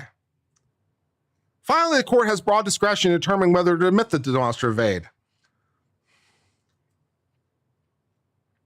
The proposed chalk is highly relevant. What does the chalk say? Miss Hanley's testimony is clearly relevant, whether any of the glass on the bumper matches the cocktail glass at scene or some other different unknown glass, and goes directly to whether the evidence in the case supports that Miss Reed struck John O'Keefe or the cocktail glass in question. The relationship between other pieces of glasses are critical to understand the scene. Therefore, the chalk, which summarizes Miss Hanley's testimony about the glass, is also highly relevant, given that the chalk, I'm ruling against you merely because you called it chalk. I'm filing that motion to strike. Motion to strike this entire motion because it uses the word chalk. Find something else.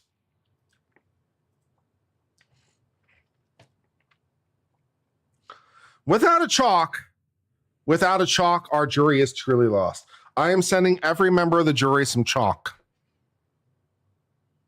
I'm going to get the really good chalk too, that kind that was originally only made in Japan. I forget what it's called, but there is a kind of chalk that, like, the people who know, they know. I'm not even making this up. It's true. Like, there was this kind of chalk that was made by this one Japanese factory for a really long time that was really coveted because it was really, really good chalk. And they don't make it in Japan anymore, but they make it in South Korea. But I hear it's just as good. So I'm getting the super nice chalk, and I'm sending it to every member of the jury. You don't understand? That's okay. I don't understand too.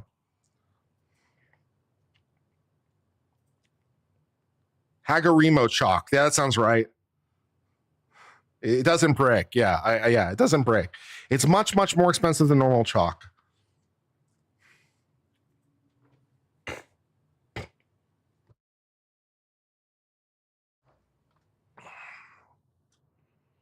The complexity of the testimony is underscored by Miss Hanley's frequent reference to her notes and requests for counsel to repeat questions, particularly questions about the relationship between the pieces of glass. Of course, referencing notes and requesting the repetition of questions is permissible and even preferable to ensure their testimony is accurate. However, if the lab expert has trouble keeping track of labels of evidence she analyzed herself, nice.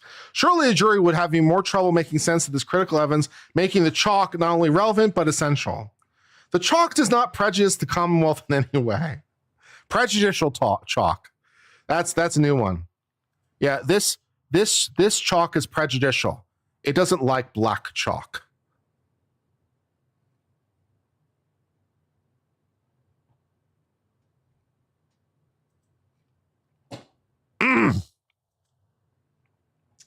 Rather, the proposed chalk would be highly probative in relation to Miss Hanley's testimony, which otherwise require jurors to memorize and differentiate the titles and sources of various pieces of glasses with labels that closely resemble one another.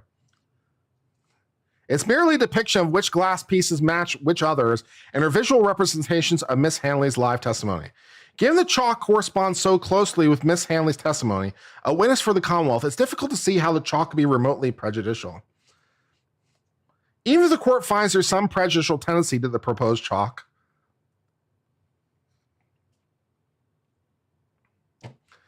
it's far outweighed by the probative value. The Supreme Judicial Court of Massachusetts has been liberal in allowing demonstrations and chalks, even with potential for extreme prejudice. In Commonwealth versus McGee, where a defendant was accused of murdering her partner in front of their 6-year-old child, the Supreme Judicial Court of Massachusetts upheld the allowance of physical demonstration by the child, then 10 years old, of the position in which they saw the mother on the couch when she was killed. So now that's a chalk? Just literally like show us what position you found him in? That's now a chalk? People are now chalk? People are chalk? It's made of people. In support of this decision, the court highlighted the testimony about the decedent's position on the couch at the time of the murder was crucial in determining whether a premeditation element of murder was met. Given a live demonstration by a child of the position of his mother when she was killed was permitted as more probative than prejudicial. That's supposed to be a comma, not a period, by the way. This proposed chalk, which simply depicts Miss Hanley's testimony, is certainly more probative than prejudicial, if prejudicial at all. Never in my days did I think I'd be talking about prejudicial chalk. This is definitely a first. As described in detail above and as seen in the chalk itself, the chalk is merely a summary of Miss Hanley's testimony. The 4 categories displayed in the chalk, labels used in the chalk, and connects. Yeah, you can have your chalk. It's fine. You can have your chalk. You can chalk if you want to. You can leave your friends behind. And if your friends don't chalk, and if they don't chalk, then they're no friends of mine. C, C, C, C, H, H, H, H, A, A, A, A, L, L, L, L, K, K, K, K, chalk, chalk, chalk, chalk, dance, dance, dance, diamond. Boop, boop, boop, boop, boop, boop, boop, boop, boop, boop, boop, boop, boop, boop.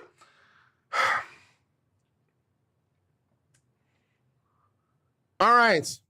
Defense motion eliminated to exclude inadmissible, irrelevant, and prejudicial bad character. I think we read this one. I'm not reading the Aruba thing again. I've already argued with Chad about the Aruba thing. I agree with what I'm sure the judge will do and deny the motion. I'm not having the Aruba discussion again. We are not going back to Aruba. Chat, you've been bad. We're not going back. All right. Defendant's motion to impound portions of defendant's motion in limine to exclude certain witnesses before and after testimony. Now comes the defendant and respectfully moves this honorable court for an order impounding portions of defendant's motion in limine to exclude certain witnesses, namely a portion of motion referencing text messages that are subject to a protective order in connection with this case, and Exhibit A containing those text messages. Good cause exists for impoundment because it's subject to a protective order. I mean, that pretty much, yeah, that's the end of that analysis. That's pretty much, that's a gimme. Do it with Shakespearean vernacular. That'd be good. You know, I haven't really learned that form of improv yet, but there are people who do that. There are people who improv Shakespeare plays, and they do it in iambic pentameter. But that's a more advanced form of improv. I haven't learned that yet. So I can't improv Shakespeare plays yet. So, you know, give me a year or two, and maybe I can learn how to do improv Shakespeare, and then I can do my entire legal analysis in iambic pentameter on the fly. Give me some time, maybe I can learn. I'll get back to you.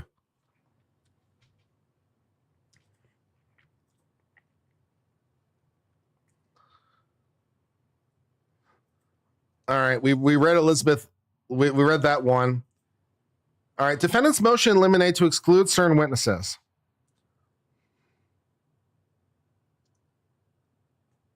Now comes the defendant, Karen Reed, and respectfully moves this honorable court in limine to exclude certain witnesses from the courtroom before and after their testimony. The relevant rule of criminal procedure says upon its own motion or the motion of either party, the judge may, prior to examination of witnesses, order any witness or witnesses other than the defendant to be excluded from the courtroom. The power of the judge to control progress and within limits of the adversary system to shape a trial is universally held to have include broad discretion power to sequester a witness before, during, and after testimony.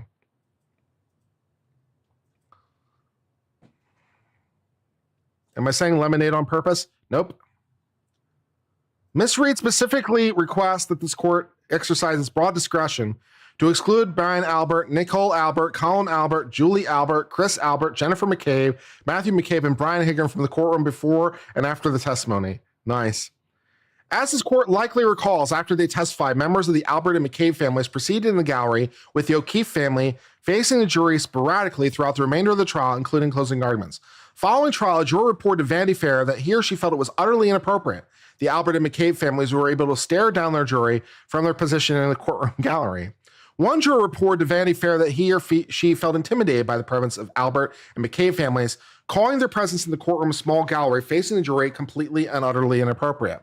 Noting that Albert and McCabe families were substantial focus points of trial, the jury noted how unbelievable it was the families were allowed to stare the jury down.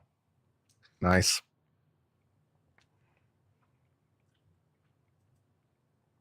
This was extraordinarily prejudicial to Miss Reed. The alleged third-party culprits, Brian Albert, Colin Albert, and Jennifer McCabe, all sat in the gallery during closing arguments directly facing the jury, which at least to one juror was intimidating. The jury could grow a pair, I'm just saying, though. As jurors heard throughout testimony, the Alberts and McCabes have deep connections and familial ties to multiple state police forces and local governments. In addition, Mr. O'Keefe, a Boston Police Department officer, was part of a tightly knit law enforcement community. By sitting with the family of John O'Keefe and continuing to face the jury for parts of the remainder of the trial, at least one juror felt intimidated by what he or she perceived as the Alberts staring the jury down.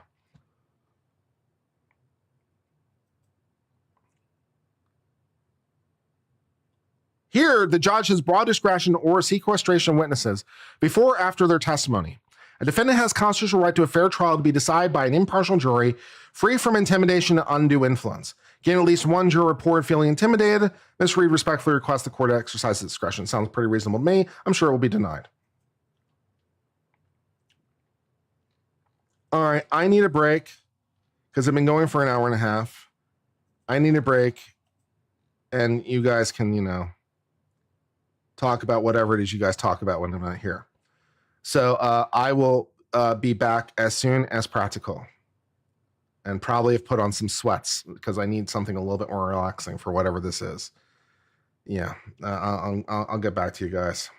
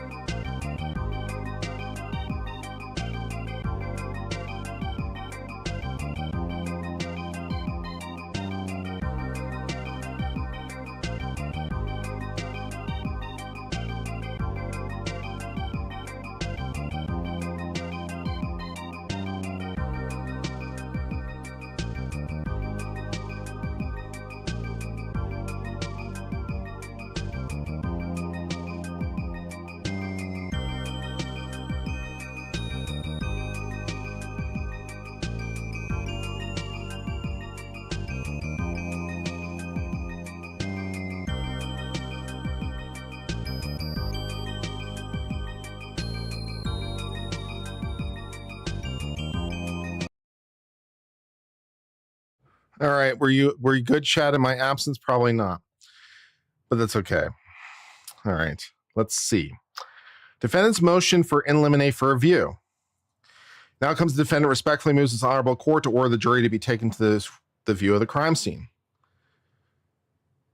Ms. Reed specifically requests the court order review of 34 Fairview in Canton, Mass., the exterior of the 2021 Lexus LX SUV. Ms. Reed further requests the vehicle be towed to the public roadway in front of 34 Fairview, Canton, Mass. Okay.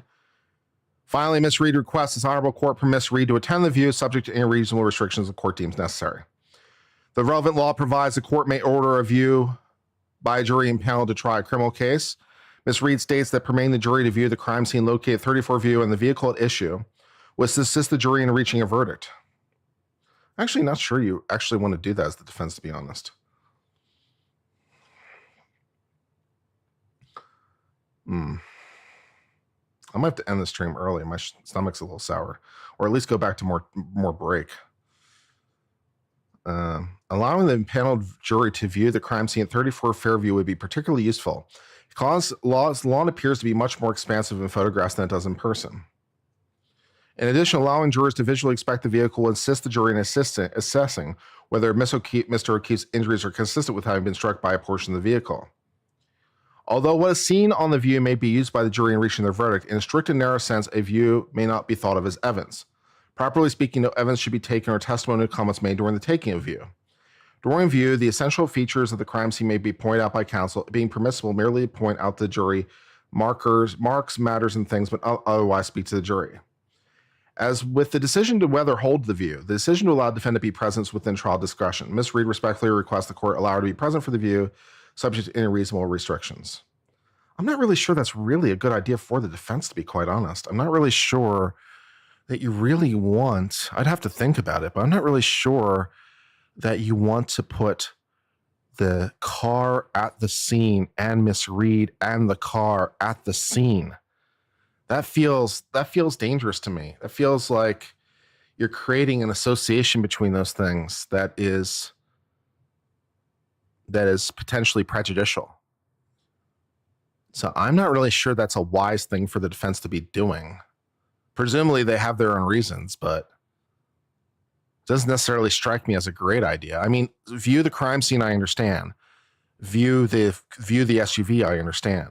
Where I'm getting thrown a little bit is, let's take the SUV to the crime scene, and now those will be much more connected in the jury's mind. And also now we're going to put Miss Reed also at the crime scene with the murder weapon. That seems dangerous. That seems really dangerous. Yeah, I don't think I agree that that's a strategically wise thing to do. Yeah.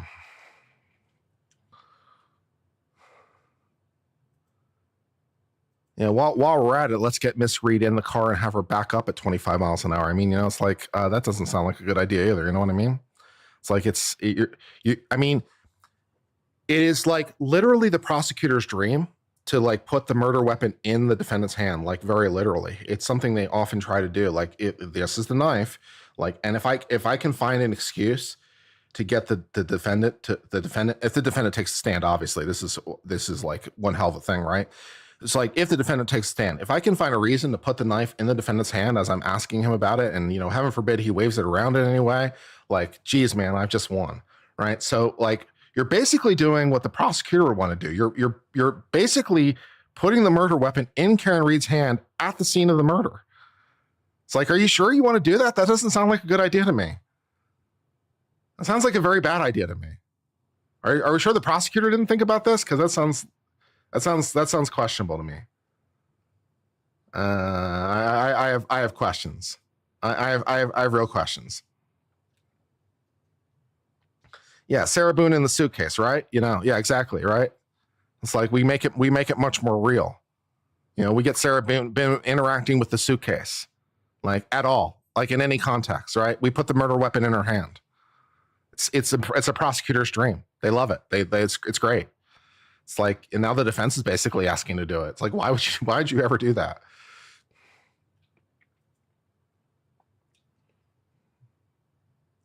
Yeah, so I'm not sure I agree with that strategically.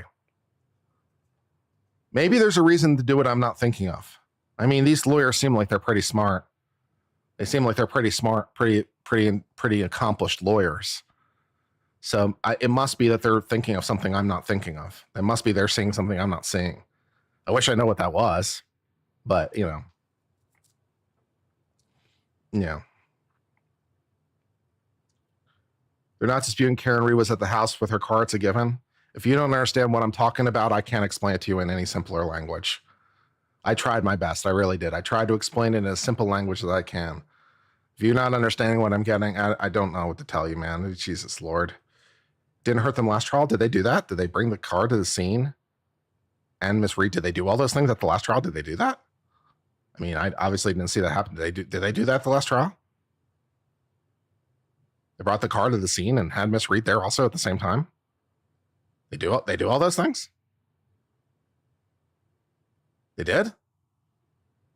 No, they didn't. Okay, which one is it? No? Yeah, which one is it? Yes or no? No? Okay, yeah. It's like, she was not there. She was not there, but yes, the rest. Yeah, but now they want to put her there. So that's like even worse. Yeah, the car was parked at 34. Okay, now we also want to put her there at the same time. That's also a problem. It's not the same thing. It seems problematic. Yeah.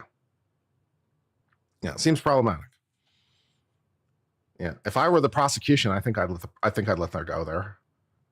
Let's see if I can get Miss Reed in the car. That'd be really good. Have her sit in the driver's seat. That'd be good. See if I can get her to do that. That'd be good.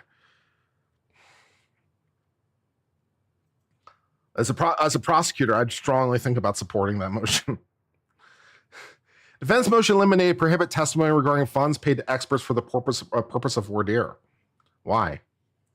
Now comes the defendant and respectfully moves his honorable court and eliminate to exclude testimony regarding expenses incurred by Miss Reed for expert voir dire. Given these expenses were incurred solely based on a request of the Commonwealth and mandate of the court, their inclusion in testimony will not be prohibited of any fact and will only be unduly prejudicial. Fair enough. So if these expenses were incurred at the request of the Commonwealth, then they shouldn't be factored in. That's fair enough. In advance of both the first and second trial, the Commonwealth requests in the court order in-person voir dire. As a result, Ms. Reed had to expend significant resources for paying out-of-state experts, but you said you didn't think you were going to have to pay. So I'm not sure that really works. To travel for Norfolk court for voir dire, which spanned multiple days. To the extent the Commonwealth seeks to cross-examine these experts regarding any fees they've been paid in connection with this, the Commonwealth should be precluded from eliciting testimony regarding any fees expended to have the experts testify at voir dire. Well, I mean, you can just raise that yourself. I don't think that I would. I think as a judge, I'd just simply say you can raise that issue yourself. It's like, it's a piece of evidence. It's like, okay, how much were you paid? And what was that due to? Well, some of it was due to the Commonwealth. And how much it was because the Commonwealth paid. It's like, so that feels like a question that feels like a problem that can be solved in a question. So I'm not sure I agree to exclude it as a motion in limine. The fees and expenses related to voir dire are entirely irrelevant to credibility and do not make any fact of consequence more or less probable. Discussion of the fact an expert work is compensated for their time is acceptable, so jurors may assess credibility and bias. It can't be both. It can't be both relevant and irrelevant. You just contradicted yourself in the space of 2 sentences. That's genius. However, testimonies about fees and expenses occurred as a result of voir dire have no bearing on experts' credibility at trial. Sure it does. Yeah, the people the hand that feeds you is always relevant. I disagree completely. It's like it might have been caused by the state, but it's still the defense that's paying for it. They're the hand that are feeding it. So I think it's still relevant. This feels like it can be done in a Q&A at the trial.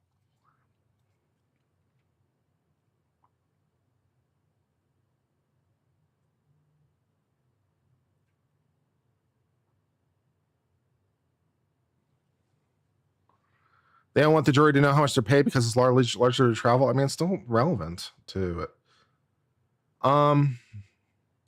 The in-person voir dire of experts was conducted at Commonwealth's request. Moreover, the defense would have no way of clarifying this issue on redirect without eliciting the fact that there was a voir dire hearing. I don't see the problem. Voir dire fees and expenses are separate from potentially relevant fees, and it should be there excluded. I don't agree. Even if testimonies regarding fees and travel incurred for expenses at voir dire is deemed relevant, it would be far more prejudicial than probative. Evidence deemed relevant may be excluded in a variety of circumstances, including whether probative value is outweighed by unfair prejudice. Exclusion is appropriate where prejudice created by testimony is unfair and may cause the jury to base their decision on something other than the established propositions. Again, this feels like this can just be done at the trial. Further, in cross-examination, party may ask witness questions pertaining to potential bias. However, where the relevance of the proposed evidence is no more than marginal value to the party conducting the cross, the judge has discretion to exclude.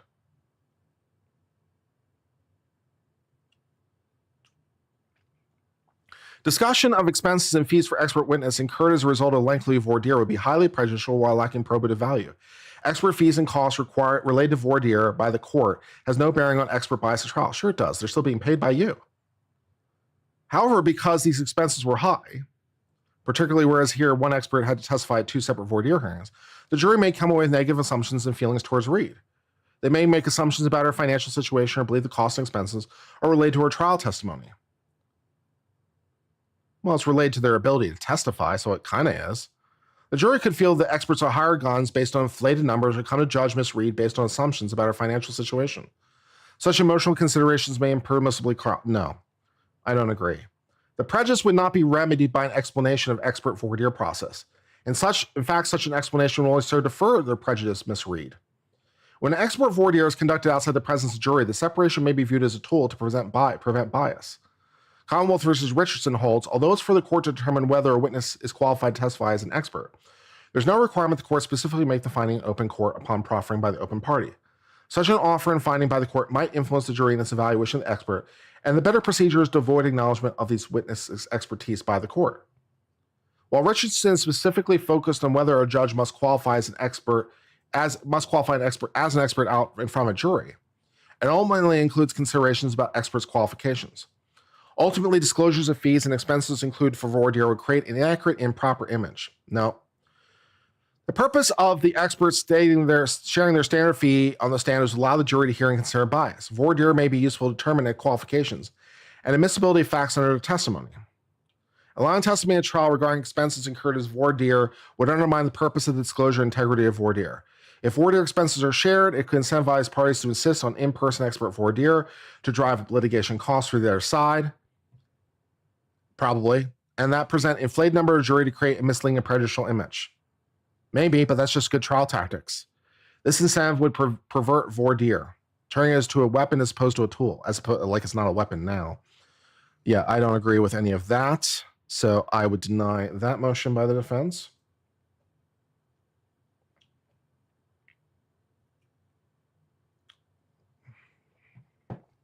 What else we got? Let's see. Defendant Karen Reed's motion for attorney-conducted panel voir dire. For attorney panel conducted voir dire of the jury veneer in order to determine whether such potential jurors stand indifferent. Ms. Reed requests defense counsel be permitted to conduct voir dire on the following subjects: whether previous experiences with the jury or criminal legal system, characteristics of the case, including media attention, or purpose or personal characteristics or concern of prospective jurors would impair the ability to be impartial, whether prospective jurors are biased in favor of law enforcement or of law enforcement-related knowledge, whether prospective jurors hold strong personal beliefs about operating a vehicle under the influence of alcohol, which, I would hope they kind of do to some degree, to be honest, whether prospective jurors have been involved in or have close family or friendly members that have been involved in domestic violence relationships, whether prospective jurors or anyone close to them has been involved in a motor vehicle crash, whether prospective jurors have been a victim of many violent crimes, and whether prospective jurors can understand and be impartial. I have no problem with any of those questions. That sounds fine to me. Part of the Sixth Amendment right to an impartial jury is an adequate voir dire. Prior to 2014, there was no right to attorney-conducted voir dire in Massachusetts, and whether to permit attorney-conducted voir dire in any case was entirely within discretion. However, in an effort to better protect the right to an impartial jury, the Massachusetts legislature amended the law. Through that amendment, the legislature created the right to attorney-conducted voir dire. The current version of the statute so amended states that in addition to whatever jury voir dire the jury veneer is conducted by the court shall permit, upon the request of any party's attorney or self-represented party, the party's attorney or self-represented party conduct oral examination of prospective jurors at discretion of the court. Thank you very much, by the way, for Team Brittany for the 5 gift memberships. You are awesome. Thank you, Team Brittany, also for the 10 gift memberships earlier. Thank you also, Team Brittany, for the other 10 gift memberships earlier. Thank you, RX Tech 2, for becoming an uncivilian. Thank you, Tracy Walker, for 50 gift memberships and then another 50. Josh A said, I wonder if Albert's camera that led to Lieutenant Fanning being notified. We read that. Tracy Walker then gifted another 50 memberships. Tara said, please breathe. I tried. Maya Revan said, I had an issue with a cooperative where board put up a ring to verify harassment complaints between neighbors. It was an audio problem. Okay. And then we had a $50 super chat from, or €50 super chat from Programmer, which was nice. Stephanie, blah, blah, blah, gave some money. Being me, 73, gave money. All of Aunt Jay's Nichols says Aunt Bev doesn't care about hearsay when it benefits the Commonwealth. Be that as it may, I care about it, so I want to make sure to try to get the law right. That's what I do over here. If you don't understand that, I don't know what to tell you. Again, if you want to know what Aunt Bev's answer is, it's easy. Does it favor the defense or not? Then you know the answer. You don't need me for that. If you want to know what she's supposed to be doing, I can help you with that. Caroline Moon gives you 20 gift memberships. Thank you. Sir Frank Otter's been a member for 14 months. Thank you. Unbalanced Equation gave £5 to say to keep the lights on. You're a bright light. Thank you very much. Lisa Louise became an uncivilian. Thank you for all those memberships. They're appreciated. All right, where were we? The Massachusetts Superior Judicial Court has interpreted this most recent version of the statute as creating the right to attorney-conducted voir dire, and accordingly has expressly stated that trial judges must permit the voir dire upon request. Accordingly, because the request for attorney-conducted voir dire is properly and timely made, the court is required to do it. While trial judges must grant attorney-conducted voir dire when properly and timely requested, judges retain discretion over the scope.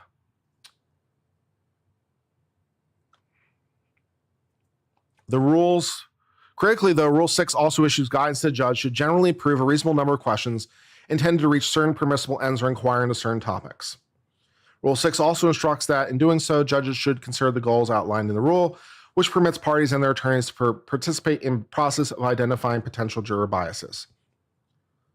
Most of the prospective voir dire subjects will aid the defense counsel in evaluating prospective jurors' ability to be impartial by eliciting specific evidence of relevant biases, such as bias in favor of police officers or against people who are accused of operating a motor vehicle under the influence of alcohol. Consequently, questions on the subject should be allowed as questions that seek factual information and may be relevant to preconceptions. Yeah, I mean, that's fine. I don't really have any problem with any of that. That's fine. So we can kind of skip the rest of this because that's fine. I'm okay with all that.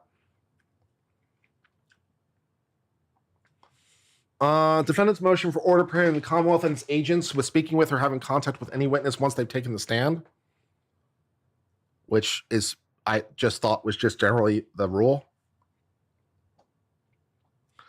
Now comes the defendant to prohibit the prosecution, law enforcement, and victim witness advocates from speaking with or having contact with witnesses once they take the stand. Yeah, I was just under the impression that that was just that was just witness tampering once they've taken the stand.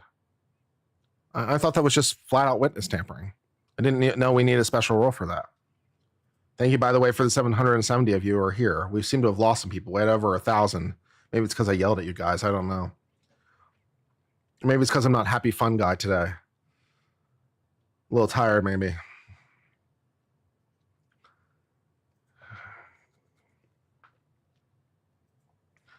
During Miss Reed's first trial, the defense lawyer of the Commonwealth was having improper conversations with witness while they're in the middle of testimony. For example, on cross-examination, Brian Albert indicated he'd spoken with the attorney, Adam Lally, over lunch hour while the court was in recess during the middle of testimony. Yeah, I was under the impression that was just witness tampering. When asked what they had discussed, he initially denied speaking about the substance, but later admitted he had discussed some topics he wanted asked on redirect. I was under the impression that was witness tampering.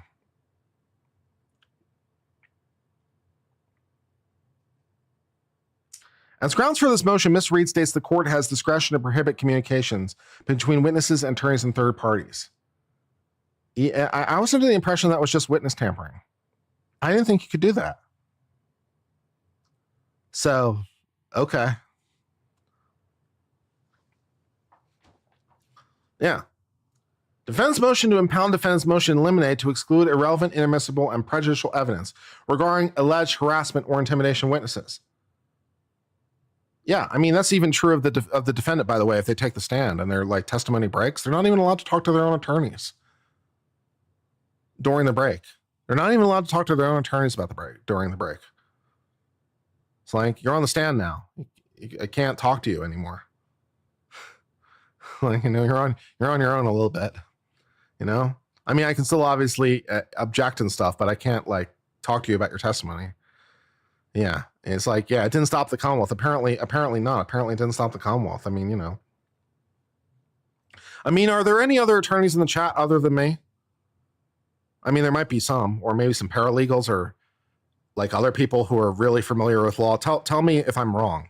Am I not correct that like a lawyer is not permitted to talk to the witness once they're on the stand for the entire duration of their testimony, even if that testimony is over the course of several days?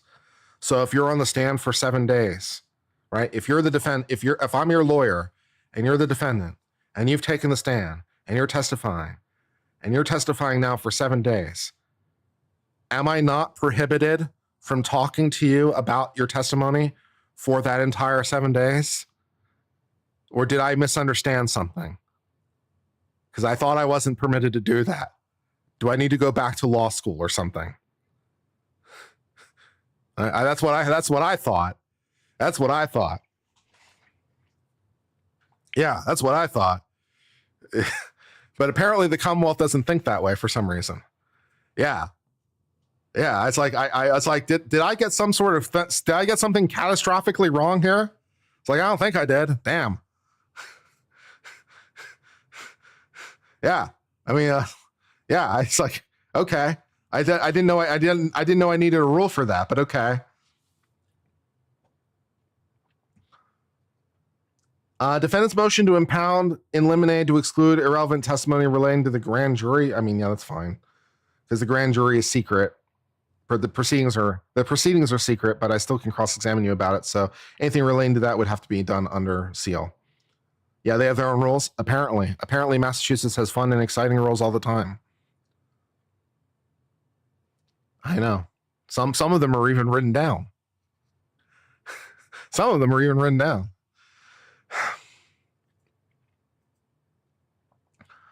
All right, what else we got?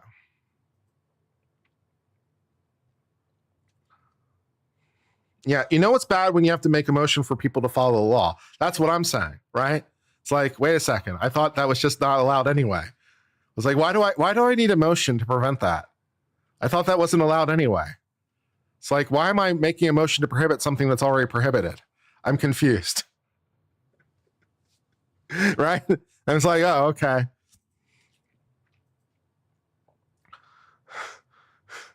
I didn't know I had to make motions to prohibit things that were already prohibited. I have to change my entire law practice, I guess. Damn. Now, do I have to make motions to allow things that are already allowable? Do I have to do that too? I don't know what I'm supposed to do now. What am I supposed to do? It's like, yeah, that's good. I'm going to file a motion to permit me as the lawyer to engage in cross-examination of the witnesses called by the other party. That's what I'm going to do. Comes now on civil law on behalf of his client and respectfully moves this court for permission to conduct cross-examination of any witnesses called by the opposing party.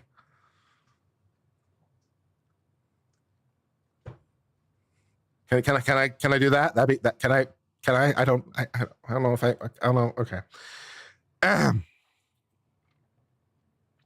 Motion eliminate to exclude the serum plasma ethanol concentration, blood alcohol concentration, and corresponding retrograde exploitation analysis.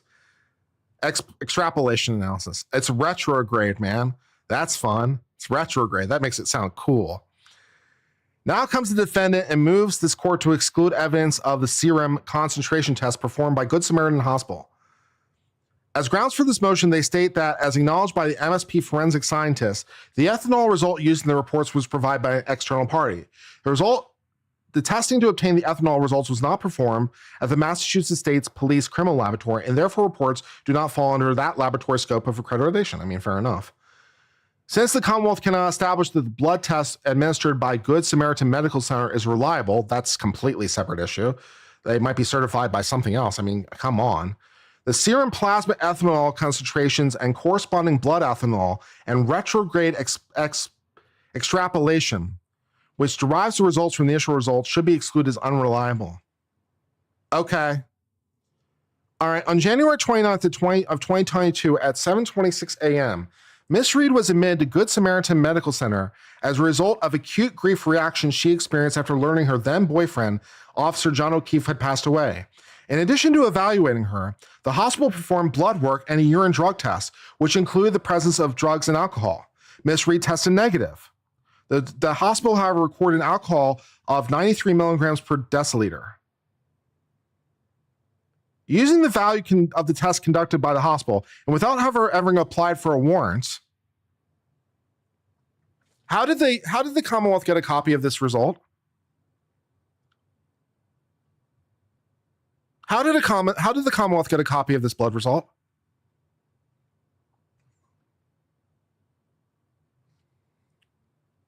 What am I missing? Medical records are still like privileged, right? I didn't miss a memo, right? How are they getting a copy of the medical records?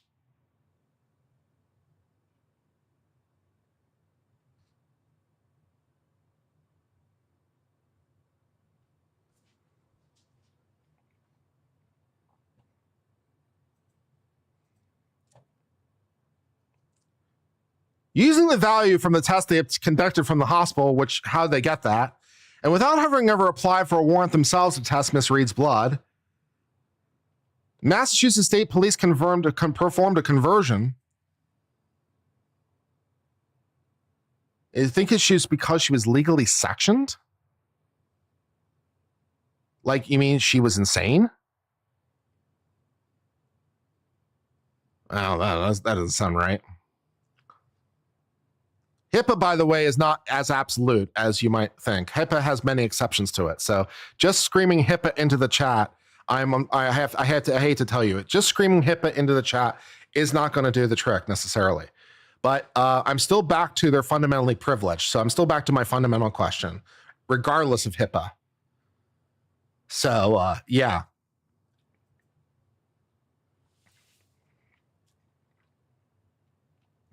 Anyways, Massachusetts State Police performed a conversion of the reported 93 milligrams per deciliter result to a blood ethanol concentration ranging from 0.078, which is legal, to 0.083 based on three different factors. Using that conversion, Mr. Roberts then conducted a retrograde extrapolation.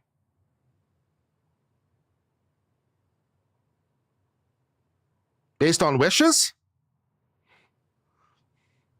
In both reports, Mr. Roberts explicitly notes that the serum plasma ethanol concentration obtained by Good Samaritan Medical Center was not performed at the crime lab and therefore doesn't fall under that lab's scope of accreditation. That part I understand. After the first trial, the Toxology Unit Administrative Manual updated conversion factors used by Massachusetts State Police Crime Lab to align with some other best practice. The new estimate was between 0.78 and 0.82. Well, that's basically the same number. I mean, you're off by a thousandth between the two, but I mean, that's basically the same number. Moreover, in Knoll's report, she uses a time interval of 8.5 hours, based on what? With an additional 2 hours allowance of time from 12:45 a.m., the time of the alleged incident, in an attempt to account for uncertainties associated with drinking history. That also assumes you know how much she drank in advance. Well, no, maybe you're just, okay. And I mean, it does assume that you know something about her particular body chemistry. Her calculations demonstrate that Miss Reed's alcohol could have been between 0.14 and 0.28. Well, that's nice. If wishes were horses and so forth and so on. My blood alcohol also could be between 0.14 and 0.28. It's not, but it could be. And depending on how this chat goes, it may be very soon. That wish might become true. But it's not true yet.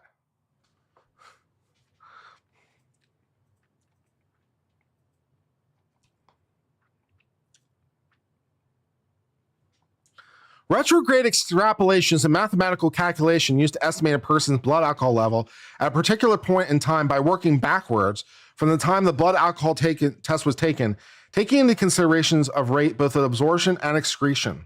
The Supreme Judicial Court has held, generally speaking, retrograde extrapolation meets Dalbert. Fine. Breathalyzer tests are generally admissible.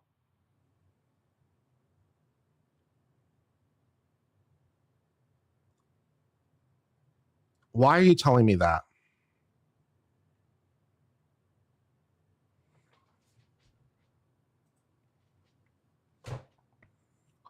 Why are you telling me that? Why are you telling me breathalyzer tests are admissible or not? Wasn't it a blood draw?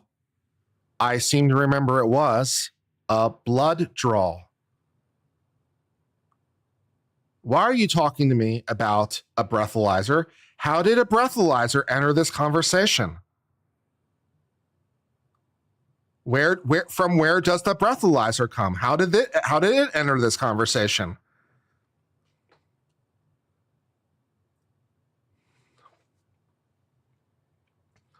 I mean, maybe I'm not up to speed, but I was under the impression that a breathalyzer worked by breath. So unless there's some sort of new breathalyzer that works by blood,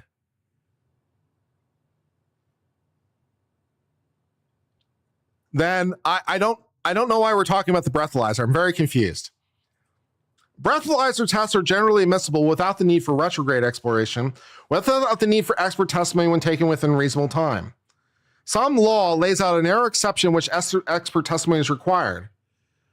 When the Commonwealth is proceeding under impaired ability theory and the test is administered outside a 3-hour window, we're still talking about the breathalyzer test, right?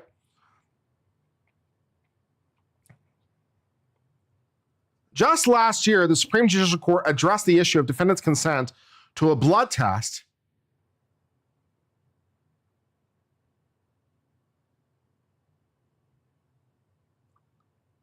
I mean, I don't, okay, I don't know, no, all right, but okay. What is at issue, however? Yeah, why are you talking to me about consent all of a sudden? Can we talk about relevant things? I've had two paragraphs of irrelevant things. You know what I'd really like in my legal analysis? Discussion of relevant things. You know what makes uncivil grumpy? Discussion of irrelevant things. So thank you for talking to me about the breathalyzer and consent issues, even though neither matter. Let's move on to other exciting topics that might actually matter. That might be fun. What's at issue, however, is the parties lacked essential information about how Good Samaritan Health drew and tested the blood. It's standard practice in prosecutions for DWI and its aggregated forms for police to request and be granted a warrant so they themselves can test the blood. While these requirements pertain only to analysis working for the state police and not the hospital, they're in place to ensure blood testing for ethanol goes standard testing.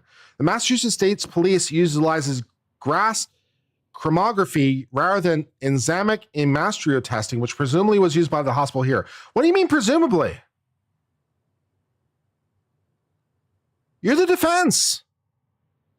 You don't know? What do you mean you don't know? Can't you just ask? Just ask the hospital. Hey, how do you test blood? Just call the nice blood guy at the hospital. The hospital has a nice blood guy. Just call the nice blood guy, and he'll tell you the tools that he uses. Just ask the question. Don't just ask. Just ask.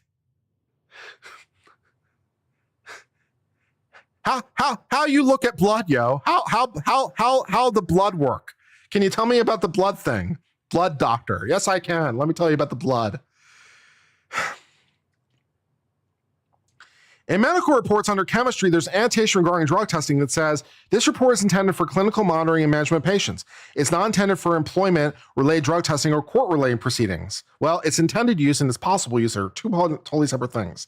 Samples are not routinely tested for adulteration and assumed to be within normal range of 5 to 8. Oh, so the test isn't reliable for that purpose. Oh, okay, that's a problem. Regardless, the defense should not have to guess. Well, you could ask. The Commonwealth should, at a minimum, provide documentation from the hospital regarding how the alcohol test was obtained, through what procedure, by whom, and what manner of testing was used. Absent this information, the Commonwealth is unable to establish the reliability of the test. In light of that fact, Mr. Roberts and Miss Knowles each separately acknowledged in their respective reports that the concentration test does not meet accreditation standards. We know with certainty that it was not conducted according to an entirely different protocol. The defense does not take issue with the generally accepted practice of retrograde extrapolation. I'm not sure why I'm having such a hard time saying this word today. Apparently, it's just my day for me to say extrapolation. I mean, the word extra is right there. It's right there, guys. I mean, you gotta give me this one. Please give me this one. I mean, the word extra is right there. It's just staring me in the face. And it's like extra, and then I read politation instead of extrapolation. My brain parsing parts have stopped working. I'm breaking the word in the wrong place in my mind. Help me.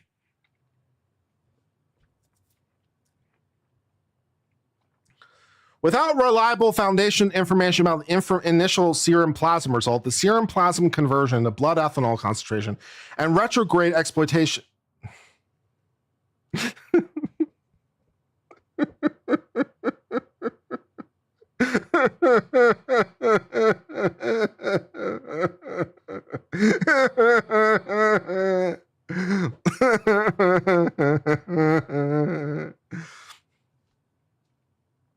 I'm a smart uncivil. I swear, I'm a smart uncivil.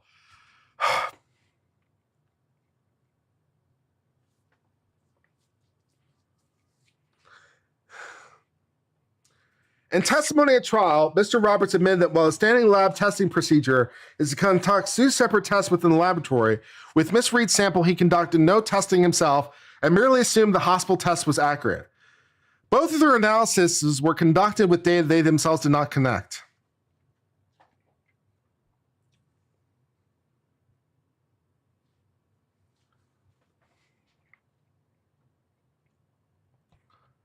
Mr. Roberts himself confirmed an unreliable basis for calculations like we have here as a serious problem for reliability of that E-word results. You do have base E-word results. I'm now just call it the E-word. It's now forbidden on chat. Your starting blocks have to be good. So you know the times in which the blood were drawn, that time for the incident, essentially what your values were for the BAC. All three Mr. Roberts' key factors are not known, or not clearly known. Moreover, the prior retrograde E-word was not in keeping with best practices, and thus the new forensic scientist has now issued a report with new and different range of BAC, further underscoring the unreliable of the E-word in this case.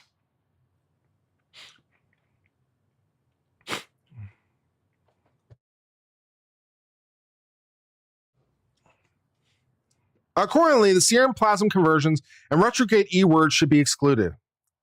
I'm not reading this motion anymore. I don't care. I'm not reading the motion anymore. You can't make me. All right, what else we got? Motion to impound something because it has some criminal records. I'm going to kill chat. 10K view, I'm looking at you.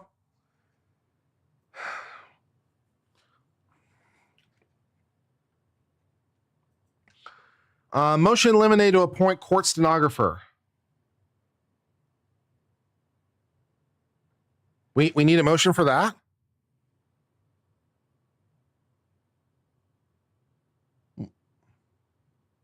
We need a motion to appoint a court stenographer in a murder case?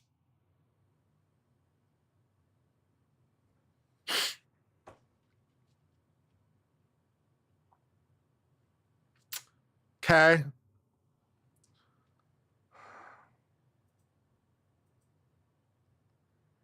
The Commonwealth requests this is a Commonwealth motion, so the Commonwealth is asking for it. That's nice. The Commonwealth requests the court appoint a stenographer for the trial and deem impounded the names of the jurors in sidebar discussions and juror names be unavailable to the public until a verdict.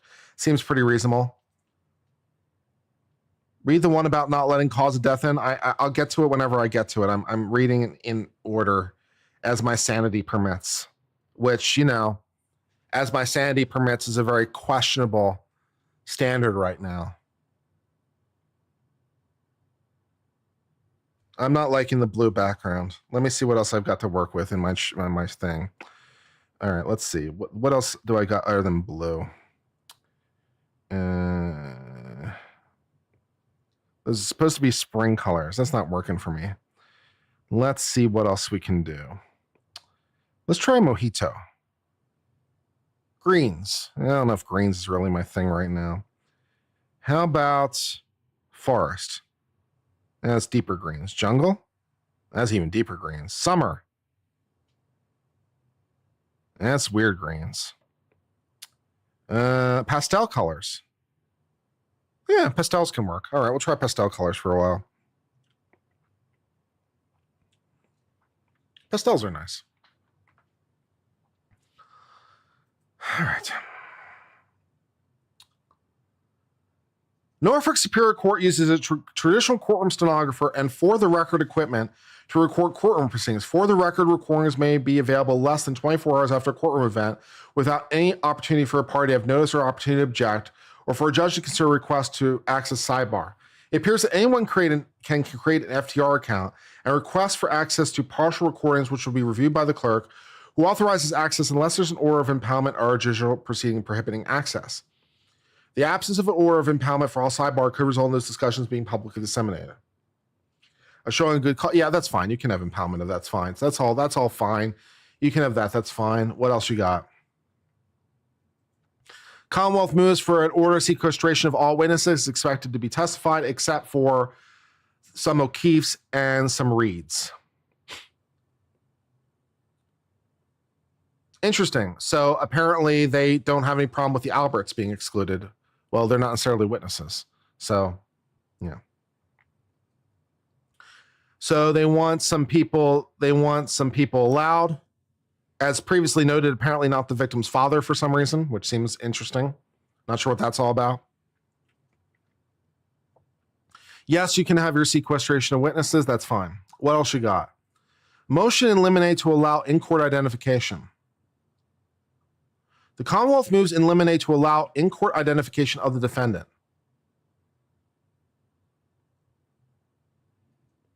In Creighton, the court ruled that where an eyewitness did not participate before trial in an identification procedure, good reason for in-court identification must be shown.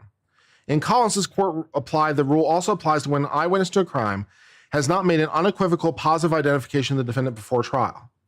While the court does not categorically circumscribe when good reason might exist, the court provided the following two examples of good reason. The eyewitness was already familiar with the defendant, and the witness was an arresting officer who was an eyewitness to the crime, and identification would merely confirm the defendant who's the person. That seems reasonable enough.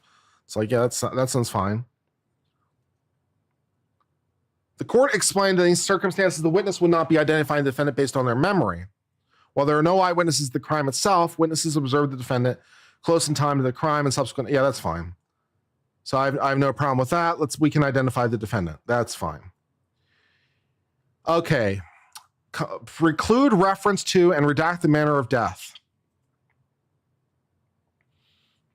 What do you think my manner of death is going to be on my death certificate? Stress? Aneurysm? Aneurysm sounds pretty good.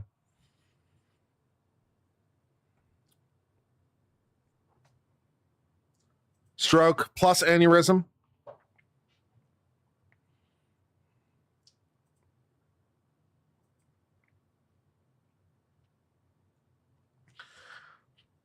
The court moves in limine in accordance with settled practice that the death certificate be redacted for the means and manner of death. General laws is amended and now amended provide nothing contained in the record of death, which is a reference to the question of liability for causing a death, shall be admitted in liability.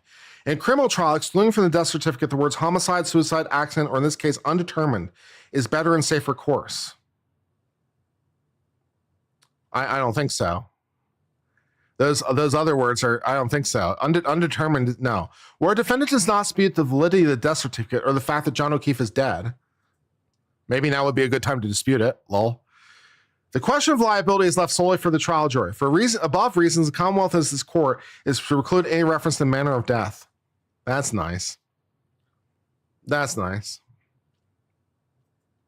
Motion eliminate to introduce certified records from the registry of motor vehicles.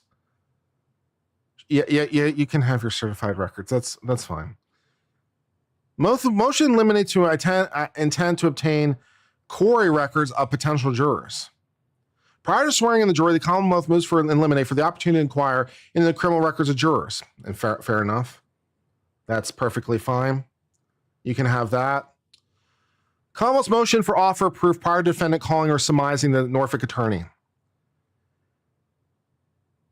Summoning the Norfolk attorney and victim advocates witnesses and request an order that neither is subject to a sequestration order. Okay. On March the 6th, 2025, the defendant listed both district attorney and victim's witness advocate as potential defense witnesses. When defendant resorts to extraordinary means of calling a prosecutor as a witness, he must make a satisfactory offer of proof. Fair enough. Can I go over Dred Scott? Nope. Thank you for the super chat.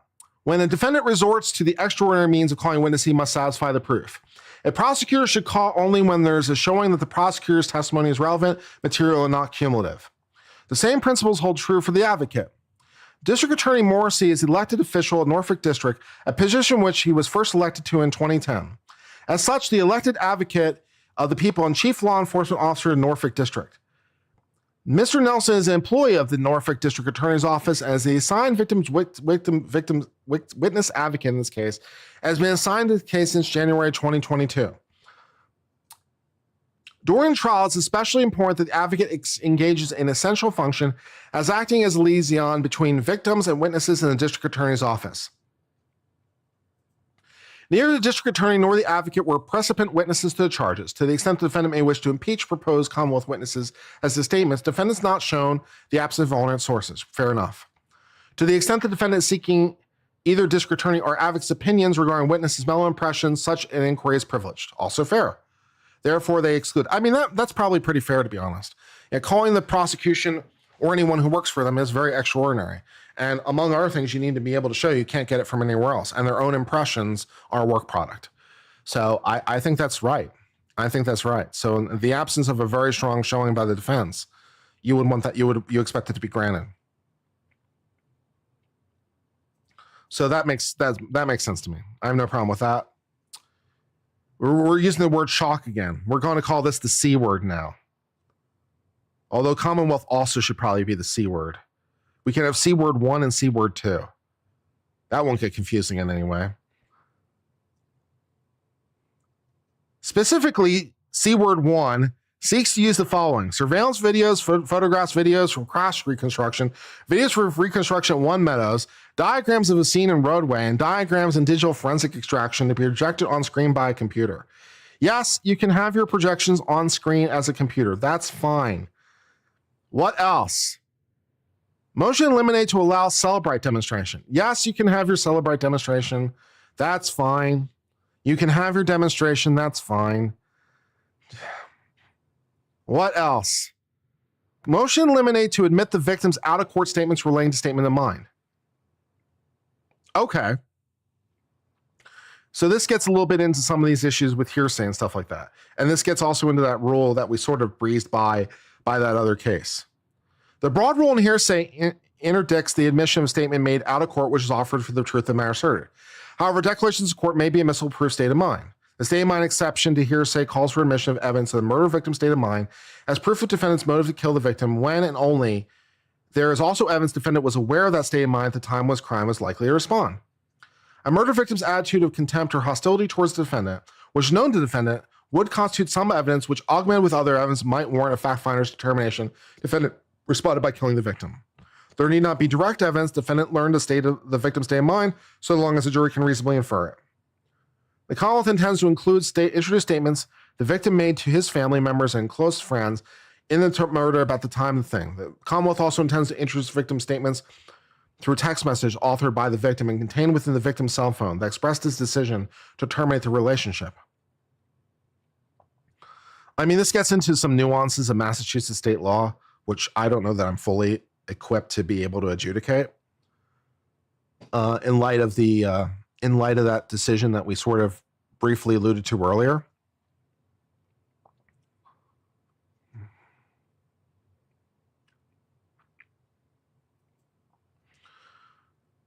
Whereas defendant is repeatedly accused others of committing murder, the jury should be permitted all evidence. I mean, maybe not. That gets into some fine points of law. So I'm going to take a pass on that one. Admit results as extrapolation. Yeah, records kept by hospitals shall be admissible and admitted to court as evidence of the Commonwealth so far as such records indicate treatment, if certified by their custody.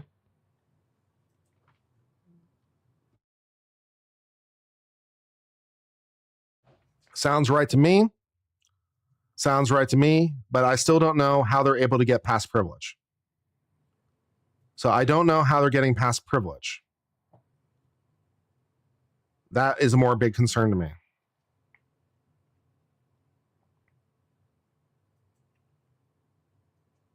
Yeah, Kurt, I get you don't like men anytime. I'm one. Yes, I get very angry too. Yeah.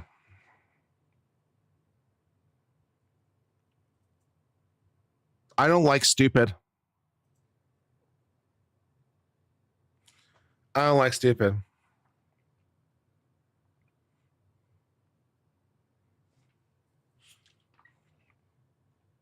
Stupid hurts my soul.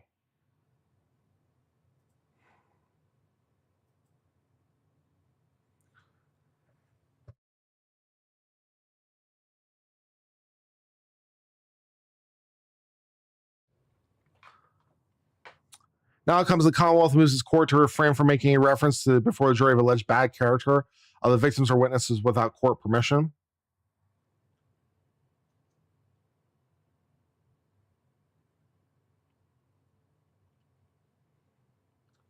A judge may exclude evidence that's merely shown bad character. Fair enough. Evidence of prior misconduct may not be used to impeach a witness except by production of records of criminal convictions. Fair enough.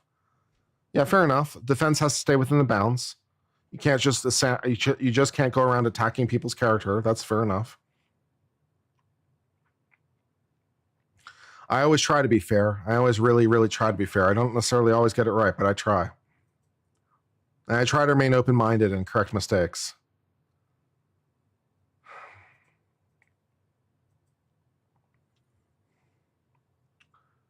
I'm tired. I was tired when this started, and now I'm really tired. Call of motion, eliminate, prohibit reference to any pending internal affair investigations. That's fine. Yeah, you can't do that. So I have no problem with that. Yeah, grant that motion. Call of motion, eliminate, preclude defendant from raising third-party culprit. Okay. This is I was watching Melanie as she discussed this. I have a strong feeling that I'm about to have opinions different from Melanie on this. So this is your warning. Okay, this is your warning. I think I'm going to have different opinions on this issue than Melanie. So brace yourself. Brace yourself, okay? All right. Let's do this thing. Commonwealth motion eliminate to preclude the defendant from raising third-party culprit. Defense has been nebulous from its origin. Karen, just to be clear, you didn't do it. We all know who did it, Steve. We all know. We know who spearheaded this cover-up. You all know. After the first trial, the defense position began a transformation. We're going to retool everything, and maybe some things we'll say more about. We're going to shuffle a lot of things around. Most recently, in a Fox 25 sit-down, the defense responded to the question, in your opinion, there have been a few names that have surfaced in a third-party culpability theory. Who do you think, if John was being attacked by the house, who did it? Defense counsel uttered, we don't know. Defendant quickly uttered, we don't know. Defense counsel further, and it's not for us to know. Someone other than counsel, Karen. Someone other than Karen is responsible for that, for killing John. But who is specifically? Others know, and they're not talking. It's fair enough. It is not their job. Kurt is going to be the next Rakita. For that, you get permabanned. That is unacceptable.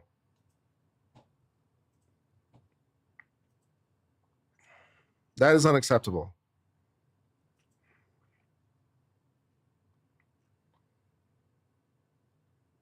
That is really fucking insulting. That is incredibly insulting. Fuck you.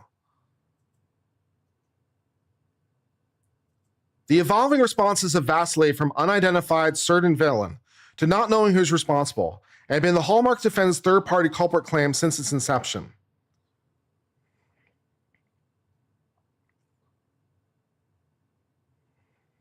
Prior to the first trial, the court made rulings relative to defense's third-party culprit claims. The court ordered, based upon offer of proof on Friday, I'm well within my rights, pursuant to case law, to exclude third-party defense. I'm not going to do that now. I'm going to give you the chance to develop through relevant, competent, admissible evidence, but you can't open on it. So that's my ruling. All right. So broad principle, she's broadly right. The judge is broadly right. And this color is not working for me. The blue is, I'm just not having a blue kind of day. I'm not blue, ba-da dee da da da, ba-da dee ba-da ba, ba-da dee da da da. I'm not feeling blue today. Let's try like more gold and white. All right. So anyways, broad principle. Broad principle is the judge is generally right. The defense can't promote a theory without a good faith basis for that theory. They have to be able to provide a proffer for the theory. So they can't just go around and say someone else did it, or specifically a specific person did it, without a sufficient basis for that. Okay, and that doesn't necessarily mean they have to prove it beyond a reasonable doubt. It doesn't mean that. But it does mean that they have to have like more than speculation. Okay. And so they have to have enough evidence, maybe probable cause, maybe that's it. Maybe it's probable cause, something like that. But they have to have enough to be able to say, oh, it was somebody else. They just can't like shoot wildly in the dark and make up stuff. They can't make up stuff. They have to make arguments based on facts. And they have to be able to have the facts to be able to back up the theory. Okay?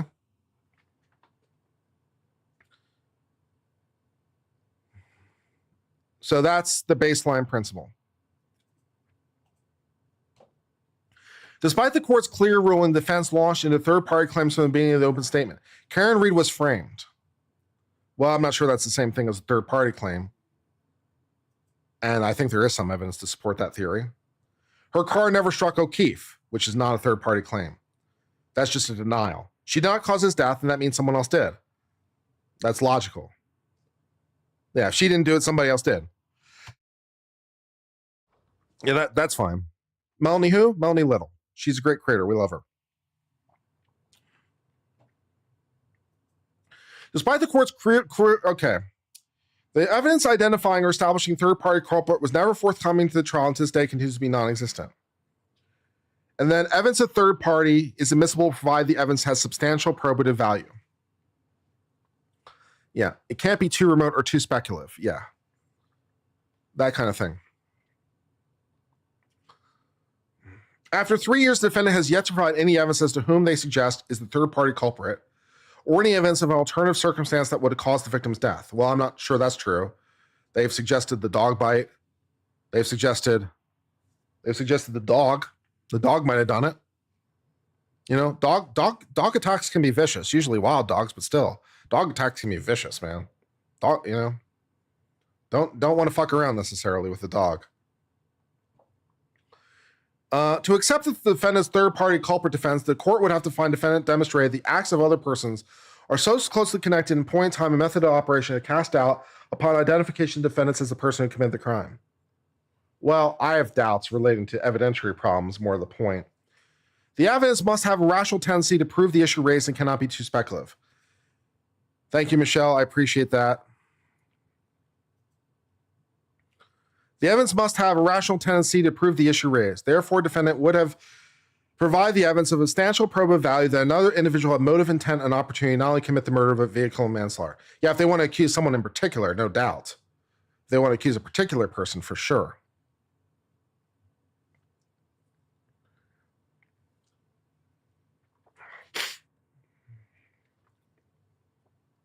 To raise a third-party culprit defense to one charge that's closely intertwined with the other charges would pose a real threat of prejudice by confusing jurors and diverting their attention. Defendant's right to present third-party culprit defense is not absolute, and the omission of feeble third-party culprit evidence poses a risk of unfair prejudice. Well, if they were saying a specific person did it, I might be more inclined to agree. All right?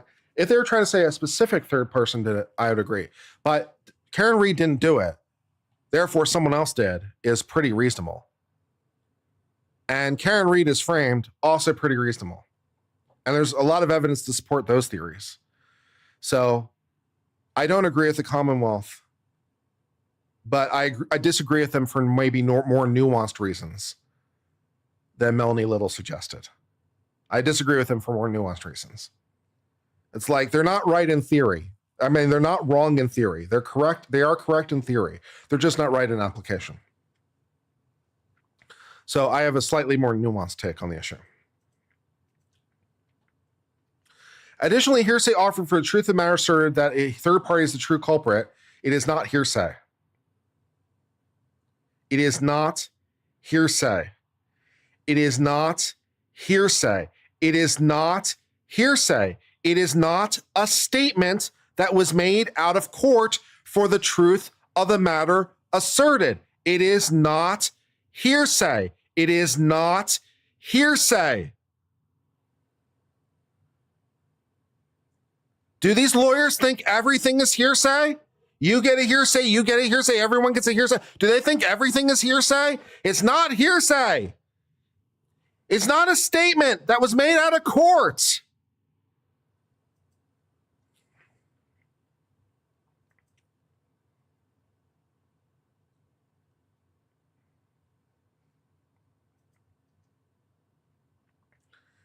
Additionally, hearsay offered for the truth of the matter asserted that a third party is the true culprit is not hearsay, and what's not within the hearsay exception, it doesn't need to be, it's not hearsay, may be admitted only if the judge's discretion the evidence is relevant.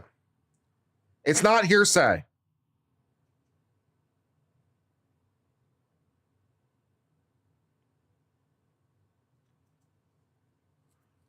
The court has discretion to rule in advance of trial where a defendant had made an adequate showing potential culprits were connected to the crime. If we had specific people in mind, I guess, defendant must provide advance warning to the court before offering a third party. The defendant is yet to proffer a substantially probative value that any other individual is culpable. Yeah, they're not required to do that. They could do that, but they're not required to do that. The arguments previously set forth in pretrial motions contain only vague inferences, rank speculation, and scant details. Yeah, fuck off with this motion. You're sounding like EDB going through the transcripts from her dep and Elaine's rules of hearsay.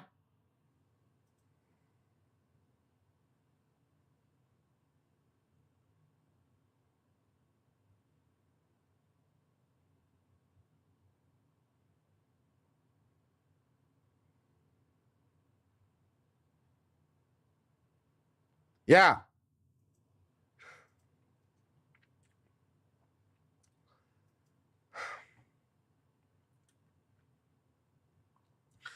Conduct for additional voir dire. Yes, you can have your individual voir dire. That's fine. Defense motion eliminate to exclude false and irrelevant statements of Michael Proctor. This should be good. Now comes the defendant respectfully moves his honorable court and eliminate to exclude references to false personal accusations made by Proctor against Unetti. Yeah, fair enough, because it doesn't matter. During the first trial, Proctor falsely claimed that when Unetti had gone to the parking lot of the school where Courtney Proctor was allegedly employed, he refused to leave the school parking lot when confronted, and upon being confronted, he asked about Courtney Proctor's whereabouts and asked about whether she worked at the school. Both assertions are false, as demonstrated by the police report. Yeah, you can't say false things. Sometimes demonstratives are referred to as chalks. It's 80-year-old slang. It's time to get some new slang, man. It wasn't even in the dictionary.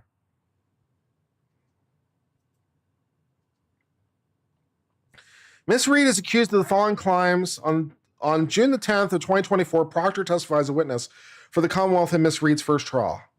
On direct exam, can I tell you about something else that happened to me that was infuriating today? I'm going to, because I need a break. I need a break, and I'd like to talk to you about something else infuriating that happened in my day. All right, so I decided this. I will get to the infuriating part. It's not the first thing I'm going to mention. All right, so today I decided to go down to Judge Fletcher's courtroom on floor 9 of the courthouse downtown. Judge Fletcher, for those of you who don't know, has gotten some YouTube traffic recently. He's a guy who wears a bow tie, and he's gotten some YouTube traffic recently because some of the things he said, he's becoming a bit of a YouTube star. So I was like, I want to go see the man myself. So I decided to go to downtown this morning and spend a couple hours in Judge Fletcher's courtroom observing things. And I mostly watched him yell at people relating to DUIs. And it was great. It was great. And then I left the courthouse and I was like, oh, you know what I want to do? I want to go have lunch with my good friend Nate the lawyer. So I called Nate the lawyer and I'm like, hey, Nate the lawyer, are you available for lunch? He's like, I sure am. I'm like, I'm craving burgers. Great, come on over. I'm like, okay, great. So then along the way, I decided to do some blood work that I needed to do anyway, because it's like, why not? I'm already, going out. So do some quick blood work at LabCorp. And then I go meet my nice friend Nate, and we go to the Nice Burger Bar. Okay. At the Nice Burger Bar, we're sitting at the bar. Okay, this is where the infuriating part starts. We're sitting at the bar. And Nate says, like, can you make these drinks? And she says, well, we basically have a full bar, so you can get anything you want. And Nate says, can you make me a Long Island iced tea? And the person behind the bar says, we don't have the mix. And I'm like, what do you mean you don't have the mix? You don't need a mix to make a Long Island iced tea. You just need the base liquors, and you throw in some Coca-Cola, and that's like you don't need a mix to make. You don't need it. And I was like, this doesn't make any sense. And she's like, we don't have the mix. And so she overheard me talking to Nate about this for a while. And I'm like, this doesn't make any sense. And she comes back and she says two things. She says, okay, the mix we didn't have was sweet and sour mix. And also, I don't know how to ring it up.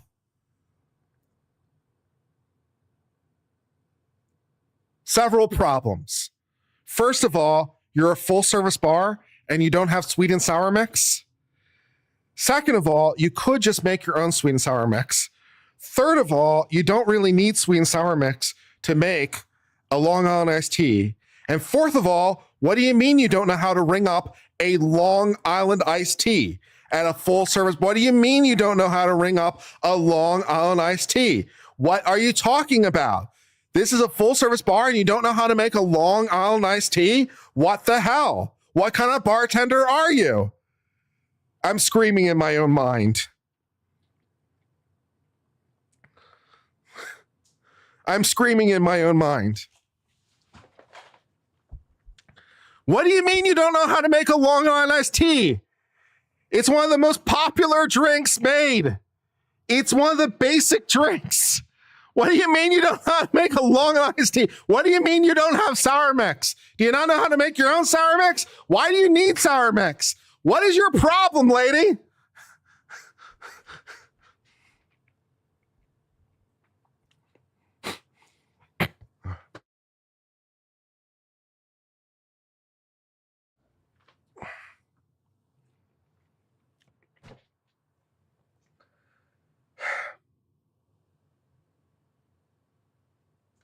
And what do you mean you don't know how to ring it up?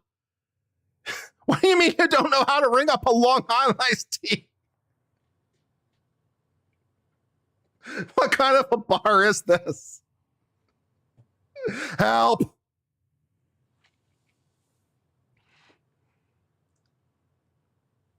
If it's not a strip club, they probably don't know. It's one of the most popular drinks in the world. What do you mean? What do you mean they probably don't know? It's one of the basic cocktails. It's one of the IBU standard cocktails. It's one of the standard IBU cocktails. It's one of the most popular cocktails made. What do you mean you don't know how to make a Long Island iced tea? What do you mean? It's just because it's a strip club, they don't know how to make it. What do you mean? What are you talking about?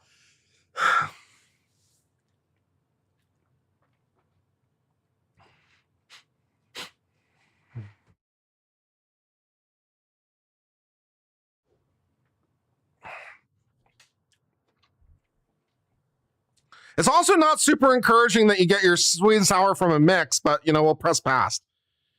Yeah, and it's like, okay. Yeah, it's like,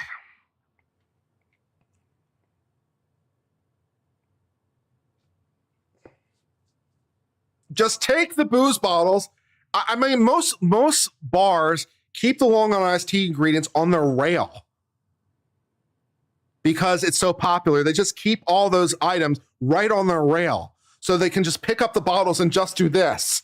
They don't even have to look for them. They're right there. They just go, oop, oop, oop, burp, burp, Coke, done.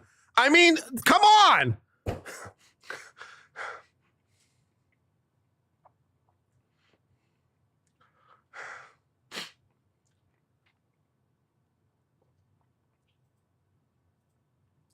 Yeah, you say rum and Coke. I'm going to ask for a Cape Cod and blow their mind. How do you make a Cape Cod?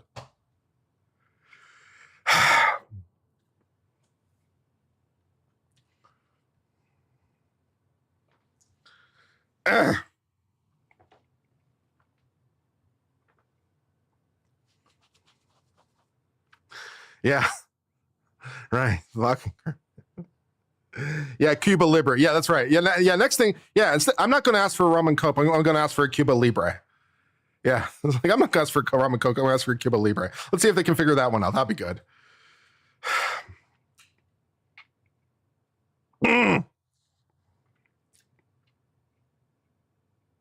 Ask for a screaming Viking, but you have to ask for the cucumber to be bruised. I get that reference. I see you.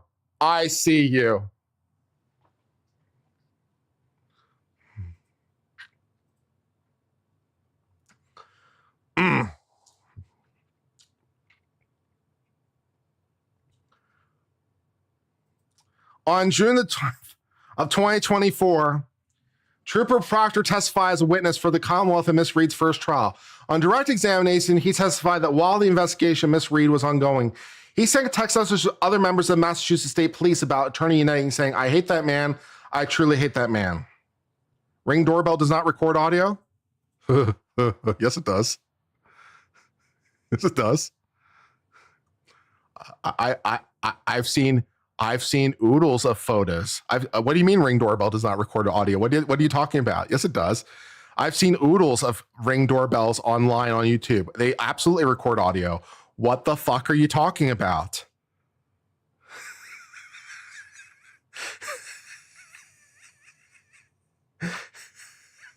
I hate you so much. I hate you all so much. I hate you all so much.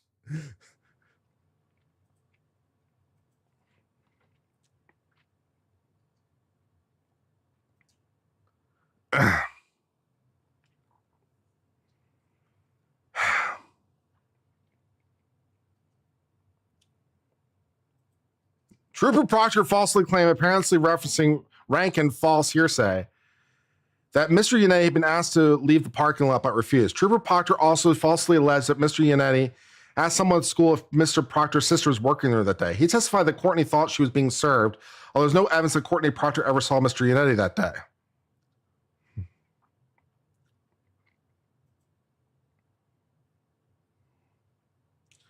Oh, I once to a bar and asked for Jack Daniel's neat, and they asked me what that meant.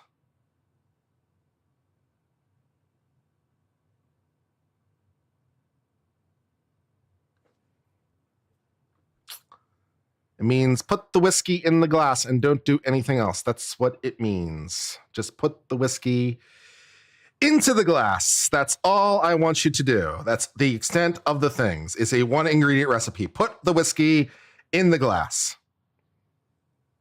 You want me to...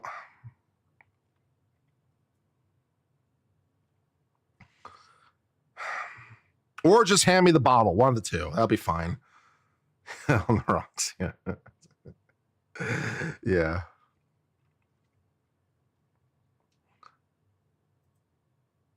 The principal informed someone that they're not approaching the school, students, or staff, and she only want to make patrolmen, whatever, where the things escalated, whatever.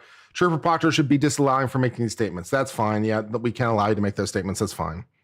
Yeah, and you call yourself a bar? I know.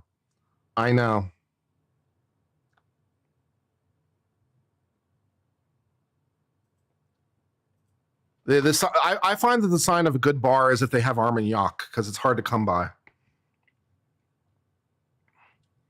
If they have Armagnac, they're a good bar.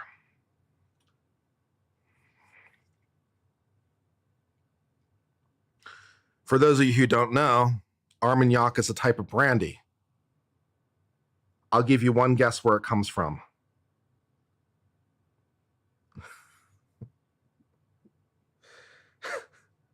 Armagnac is a type of brandy. I'll give you one guess where it comes from. Take a guess.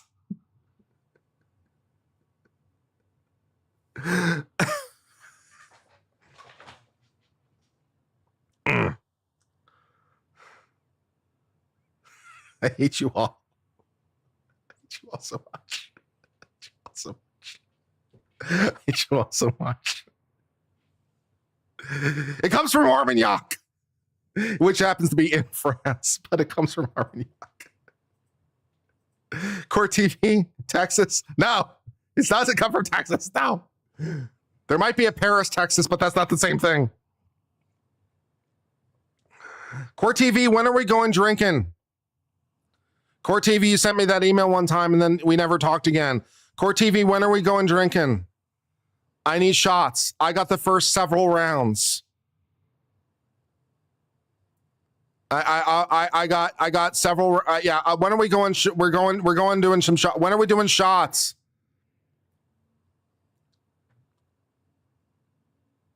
I want to do shots and make the pain stop. When can we do that? Can we do it soon, please?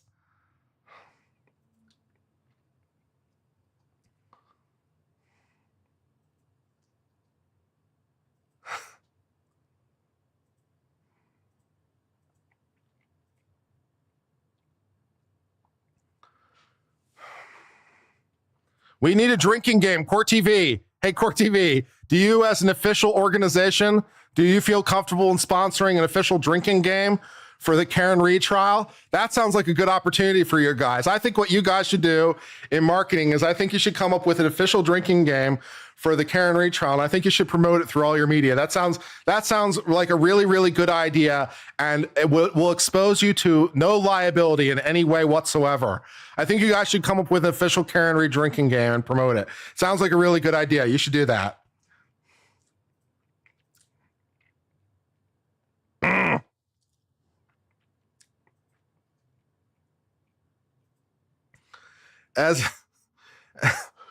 As grounds, therefore, Ms. Reed states the retention by the U.S. Attorney's Office, not the defense, bears directly on credibility, rebuts any contention by the Commonwealth, any bias, will avoid causing the jury to unfairly speculate about the origins, involvement, or otherwise prejudice, all those stuff. Yeah. Here's a drinking game. Take a shot every time the Commonwealth lies.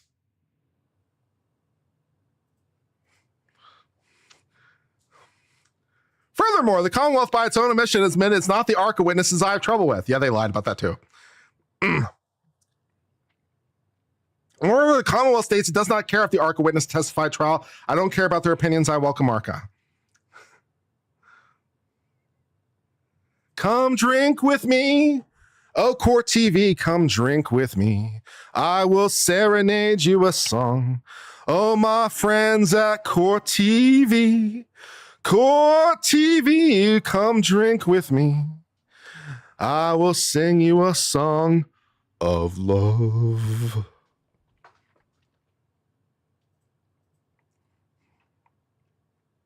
Did I not get the OJ email? I did get the OJ email. But yeah, you wanted me to say like what I was doing when the OJ verdict came down, and I never actually did it. Yeah, I should probably do that. How do you know Kurt's day was bad? Last week he said he doesn't drink much anymore. I had one beer at lunch. But I'm definitely feeling like drinking a lot more. I'll tell you what. So who ghosted who? Fair point. All right, I will tell you my. The question was, where were you when the O.J. Simpson verdict was announced? So I will tell you my O.J. Simpson verdict story. So when the O.J. Simpson verdict was announced, I was attending high school. I was either in 9th or 10th grade, and we heard the verdict was coming down. I forget where we heard it, but we kind of heard it was coming down. And everyone sort of rushed into the cafeteria in order to watch it on this really sort of old school big TV. The TVs that actually have like depth to them. They're like they're thick, like really old school projection TV that was there. And we all gathered as we watched the verdict be announced not guilty. And so that is my O.J. Simpson verdict story. And then we discussed it pretty much for the rest of the day. It was pretty much the topic for the rest of the day as people argued about it. It was exciting and fun.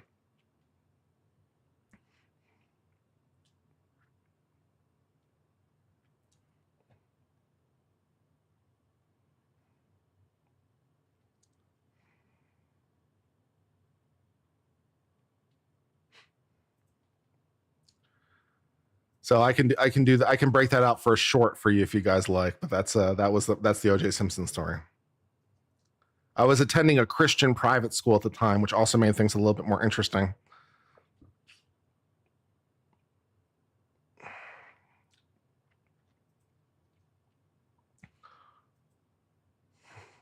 The Commonwealth has provided no objection or legitimate basis for not disclosing a misread second trial of the employees of ARCA. As long as we're in it, I'll tell you my 9/11 story. Not that it's that interesting. Well, maybe it is. I don't know if it is or not.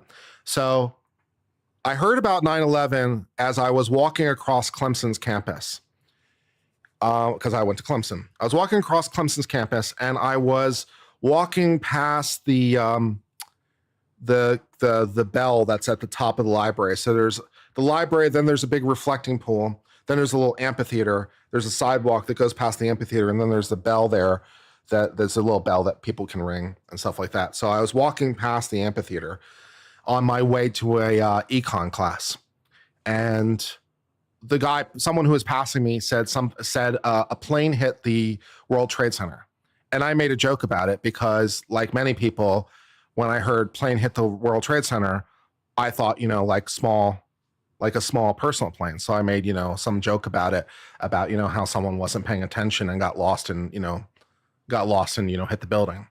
So then I went to econ class, and then so we had econ class, and then I was walking back across campus. I was walking back across campus to the cafeteria. Ironically enough, another cafeteria story, I guess.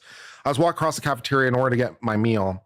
And that's where I was watching the footage at that point of the towers, crumbling and on fire. And my university did not cancel classes either that day or any day that week. They were hardcore.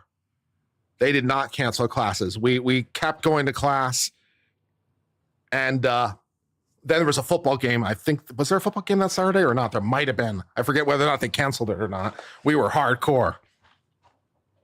There's my 9/11 story.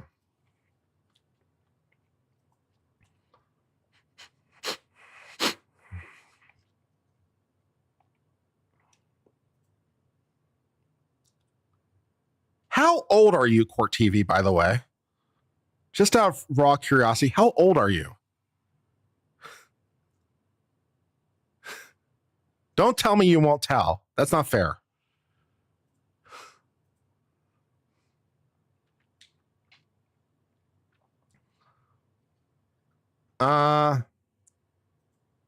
To avoid unfair speculation, the court should admit the fact the U.S. Attorney's Office hired and retained ARCA. They're not going to do that. It's pretty personal. It's not that personal. Come on. Yeah, 22-year-old intern, that's what I'm going with.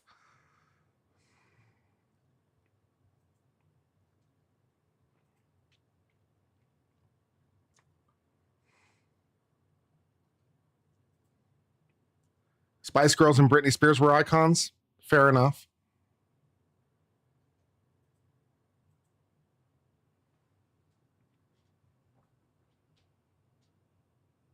Oops, I did it again.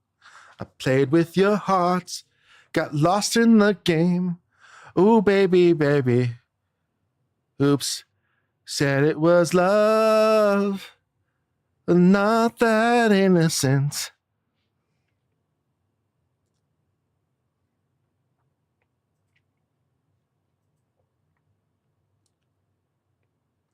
Court TV, Court TV. I'm a slave for you. I know I'm die. I can't deny it. I'm a slave for you. Britney Spears is my same age. She was born, she was born December that same year. She was born December 81. So she's my same age. So Britney and I are the same age. That means we're a match made in heaven, I guess.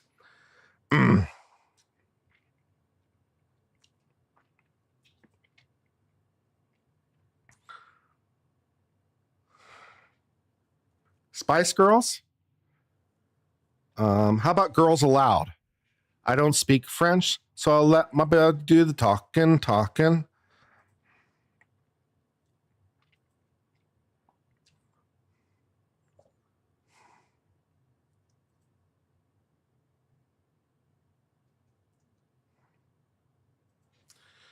Worse, the inability of defense to reveal and or explain ARCA's initial involvement led to confusion that prejudiced the jury. Post-trial jurors contacted the parties and made public statements involving ARCA. At least one member of the jury surmised that ARCA must have been retained by Miss Reed's insurance company, which makes absolutely no sense, by the way. It makes absolutely no sense. That's how dumb the jury is. Why would the insurance company retain an expert for a criminal trial? That makes no sense. Yeah, one juror thought it must be the insurance company. What insurance company? What insurance company? It's a criminal trial, you idiots.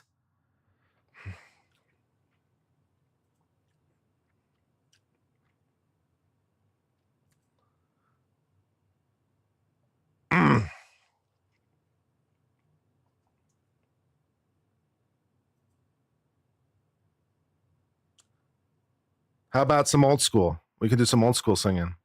Walk like a man, talk like a man, walk like a man, my son. No woman's worth crawling on the earth, so walk like a man, my son. Ooh, walk, walk, walk, walk.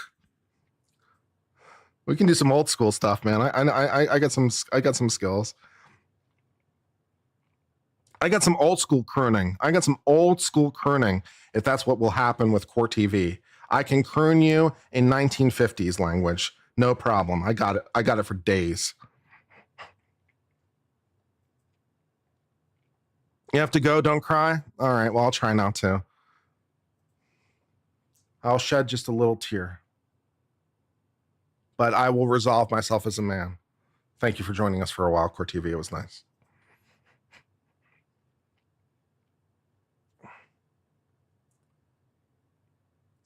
That assumption would interfere with the testimony that should be unfairly discounted. Importantly, identifying explicitly neither the defense nor affiliated third party initially hired these ARCA employees is not only crucial to Ms. Reed's case, but also all relevant that's inherently admissible.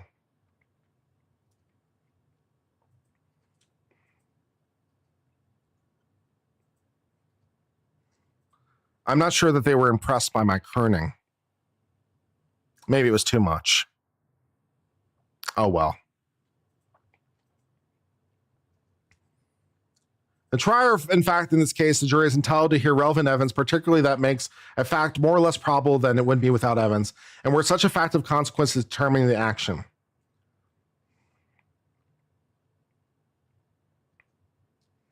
They gave it a 10 out of 10? Yeah.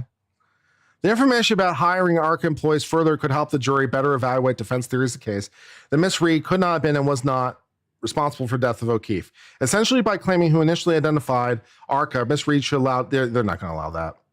So that's not going to happen. So that's a no. We have the Final Fantasy Wizard on screen. We do. We have Final Fantasy 1 Black Mage on screen. Yeah. Yeah. We sure do, Tony. We sure do. Out with the old YouTube count button. In with the new Black Mage.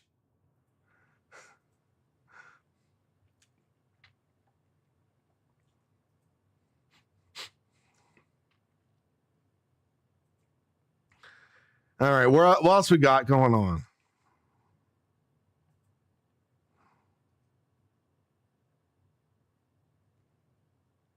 Okay, they're talking about the ARCA expert for a while. That's going to be denied. What else? Motion eliminate to allow evidence of lack of bias.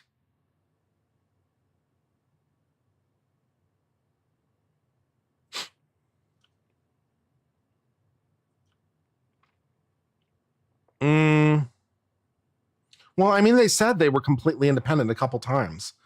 I mean, that's like they weren't initially hired. Yeah, it's like we weren't hired by the defense. So it's like, yeah, I mean, there's other ways to get there. They're not going to do that. Motion eliminate to allow counsel state grounds for objections to promote judicial economy. Oh, they want to state their grounds rather than just having to do everything as a sidebar. Yeah, that's fine by me. I don't even really personally object very much to spoken objections. I'm not sure whether as a judge I'd necessarily go that way, but I'm not necessarily opposed to it. I might just allow four-bar spiking objections. So like just argue your objections in front of the jury in open court. I might go that way. But yeah, that's fine. I have no problem with that. So they can do that. What else we got? And affidavit counsel support defense motion eliminated to allow counsel to state grounds for objections. Okay, yeah, you need an affidavit for that in addition to motions? Why do you need an affidavit for that in addition to a motion, man? Well, do you just like to do affidavits? Why does everything have to be an affidavit? Is there some rule? Is affidavits for everything? I mean, come on. Again, to prohibit the Norfolk District Attorney and Massachusetts State Police from having jury contact. Yeah, you can't talk to the jury. Yeah, what else? Are we done? Oh, thank God we're done. We're done. We're done. It's over. We're done. It's over.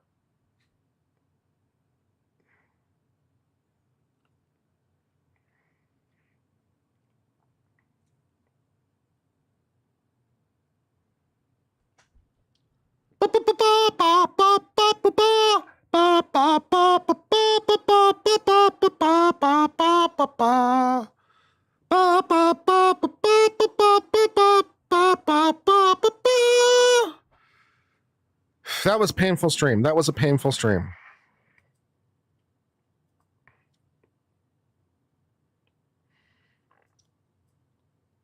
All right, I bought another new watch. I don't have it yet, but I bought it. So we're going to talk about watch time for a little while now, because I'm doing watch time now, and I think it's a good one. I think it's a good one. I hope it's good.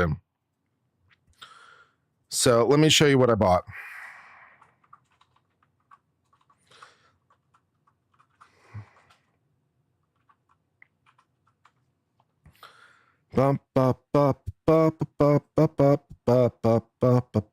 Okay. All right, show you this one, and then I'm going to show you. Yeah, and then I'm going to show you.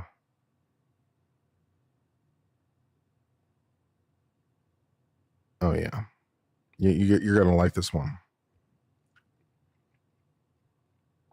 All right. And then what's it called that I bought?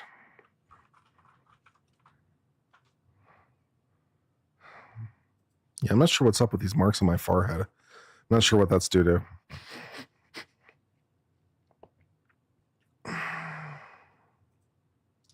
Did I get your yellow face one? I got something different. This one you haven't seen before.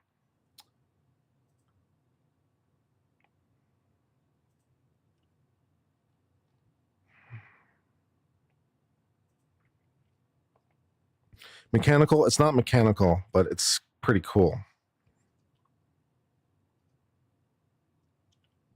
Oh, the yellow face one, that diving watch that I was showing you the other day. Oh yeah, no, I'm not in that territory. I can't afford that right now. Yeah, that diving watch, the precisionist one. Yeah, I can't really swing that cost right now, but I got this one, which is scratching an itch, I think. Yeah. Okay. And then hold on. Stop. Shut up. No, that's not the right one. The oil-filled watch, I can't afford that one either. That's out of my budget. That's even more expensive. Yeah, the Precisionist is like $500. The oil-filled one is like $2,500 or something. That's definitely outside my budget right now.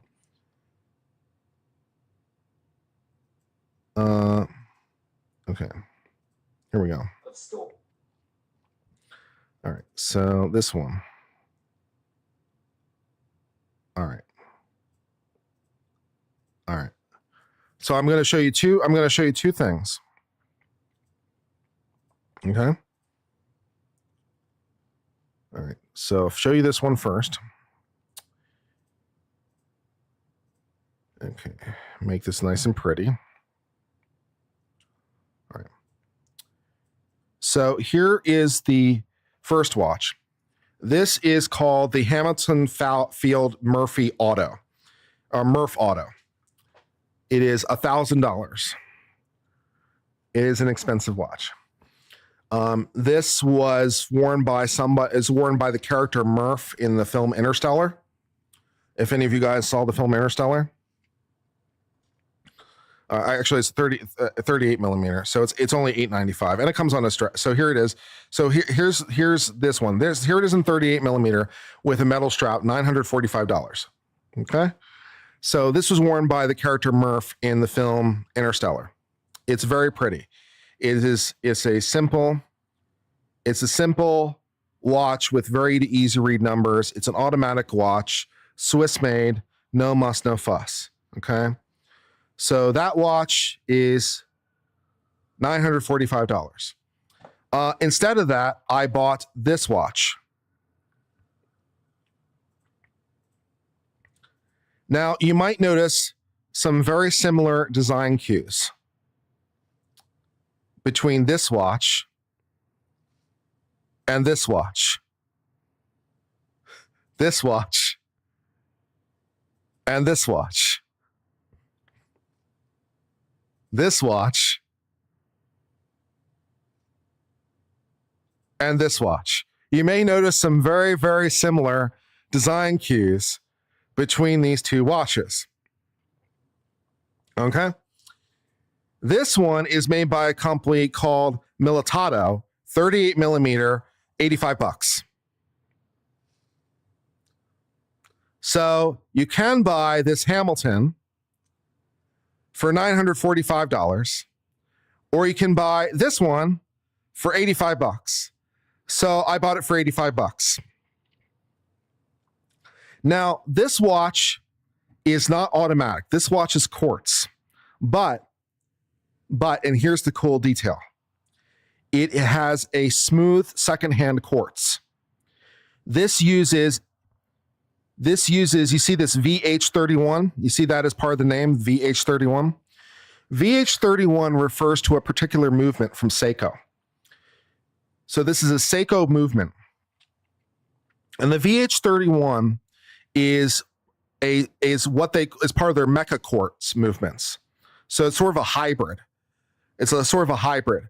So this second hand ticks at 4 hertz, 4 beats per second.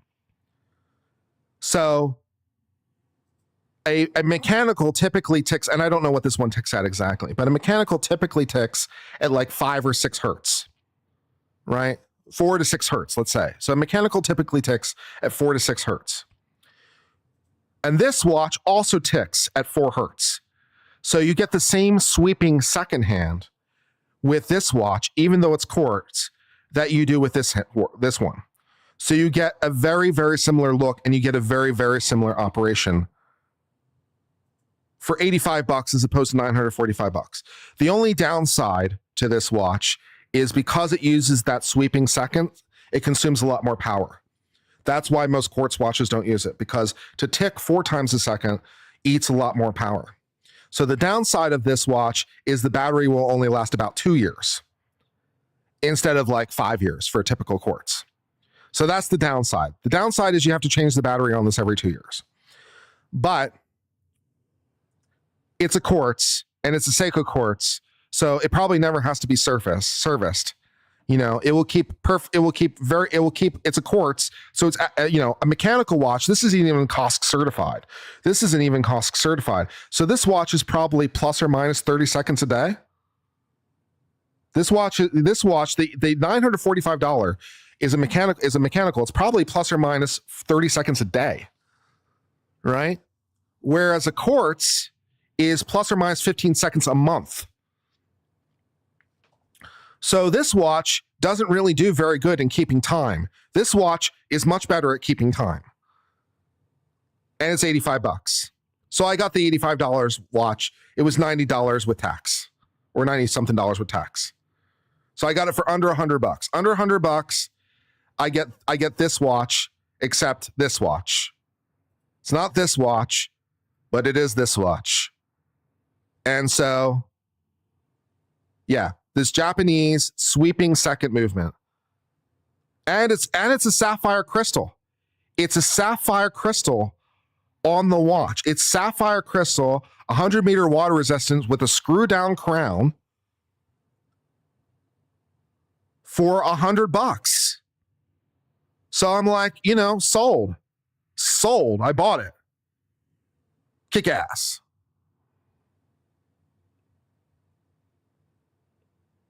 Yeah, I could have bought 2 and been ahead. I could have bought 10 and I would have been ahead.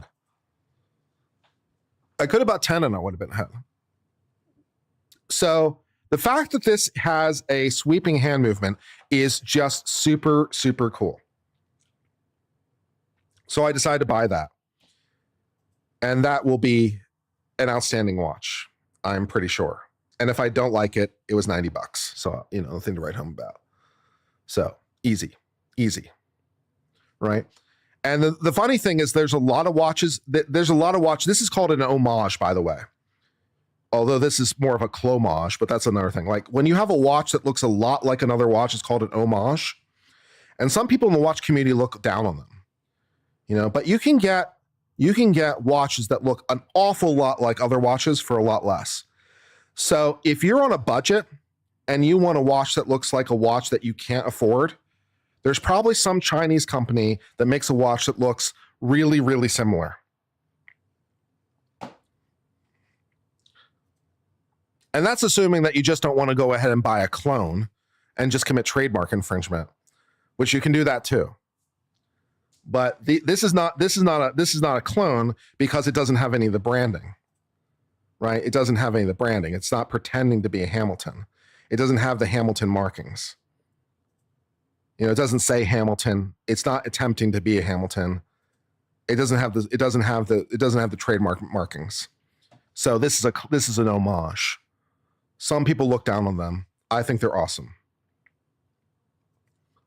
So,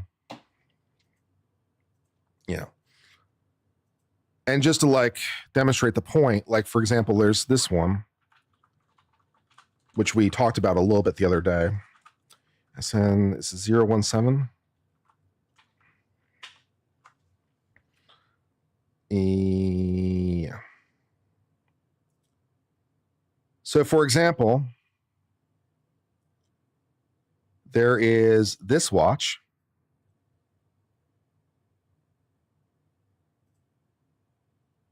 Let me see if I can find a different picture of it.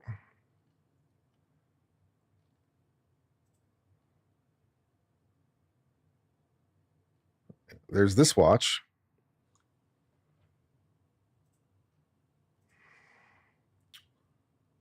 Come on. Does that look like any other watches you might recognize? Does that watch look like any other watches you might recognize? It's like, yeah, it's like, And what watch are they trying to be? What watch are they trying to be? It's like, all right. So you can pick that watch up for $209 instead of $8,000. So if you want a watch that just looks the same, $209 instead of $8,000. So yeah. It's a sapphire crystal, 200-meter water resistance. So very good stuff. So yeah. So that's from a company called Sam Martin, if you want to look them up.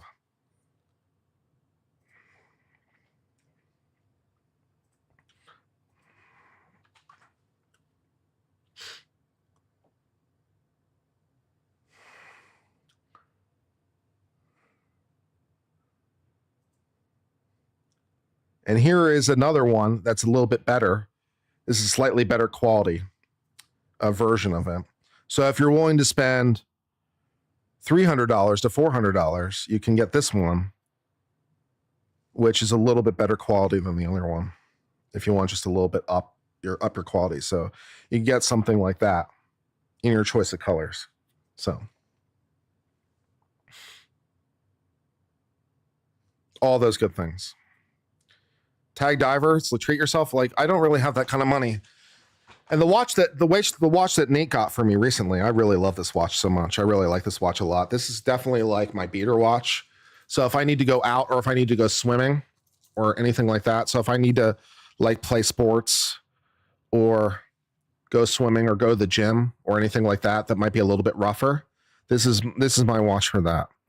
So this is my new everyday watch for beating the shit out of it. And I love this watch very much. It's very, very cool. This is called the Citizen ProMaster Tough Ray Mears edition. It comes in different colors. It comes in a black. I like the green personally. I like the green a lot. This is solar powered. So you never have to change the battery, ever. This is solar powered. It's titanium, so it's incredibly light. It's 5 times stronger than steel, so it's very hard to scratch it. Sapphire crystal, so it's very hard to scratch it.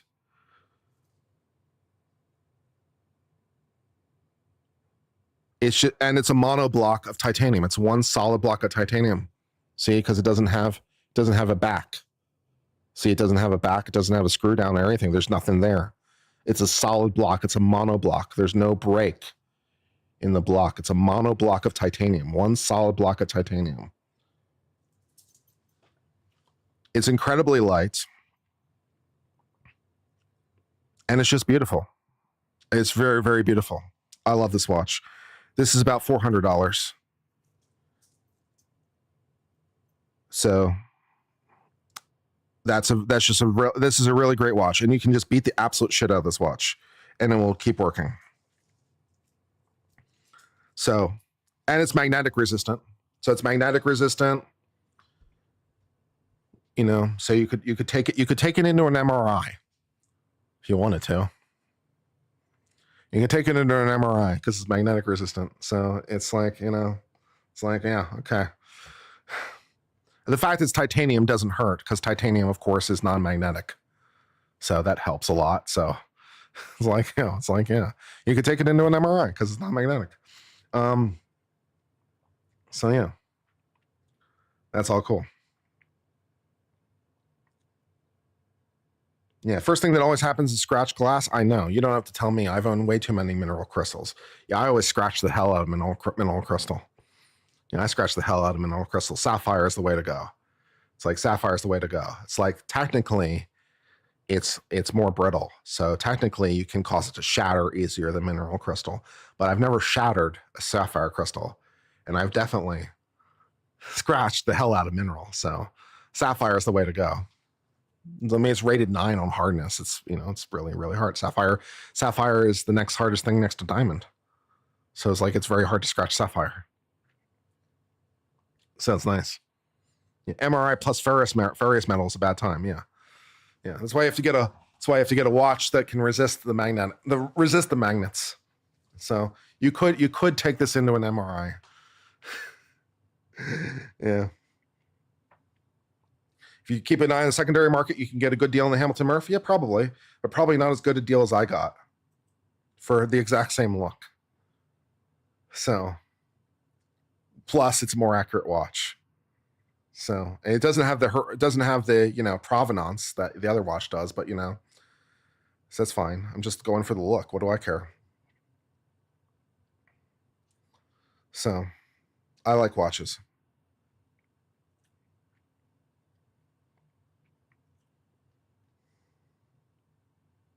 Yeah.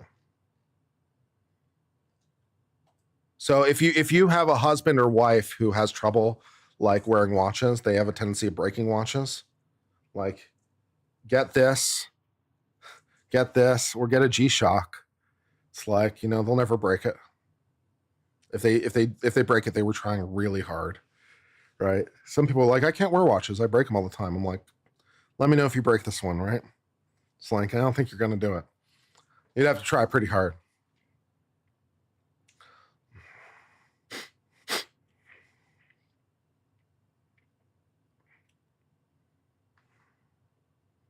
Just went with the Timex Ironman. Nothing wrong with that, man. Timex Ironman, great watch. The Casio G-Shock is amazing. I respect that choice. I respect the Casio G-Shock. I'll show you. It's the GA 2100. I'll show you. GA 2100. Yeah. Here you go. This is the Casio GA 2100 series. $100. This is an anti-digi, analog and digital. It's got the hexagon look, so it's similar to the Casio, which is why they call it the similar to the Royal Oak, so they call it the Casio. Comes in a variety of colors. So if you want an analog G-Shock with analog hands, this is a pretty good way to go.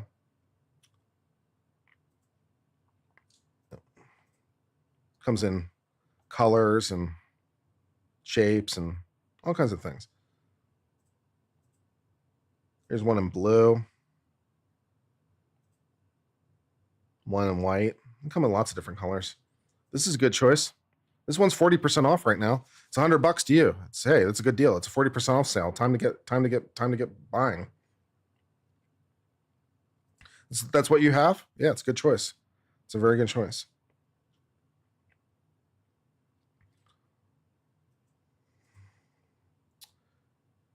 All right, guys, I'm going to go ahead and sign off. This has been an interesting stream and frustrating at times, but it's been a good stream for the most part.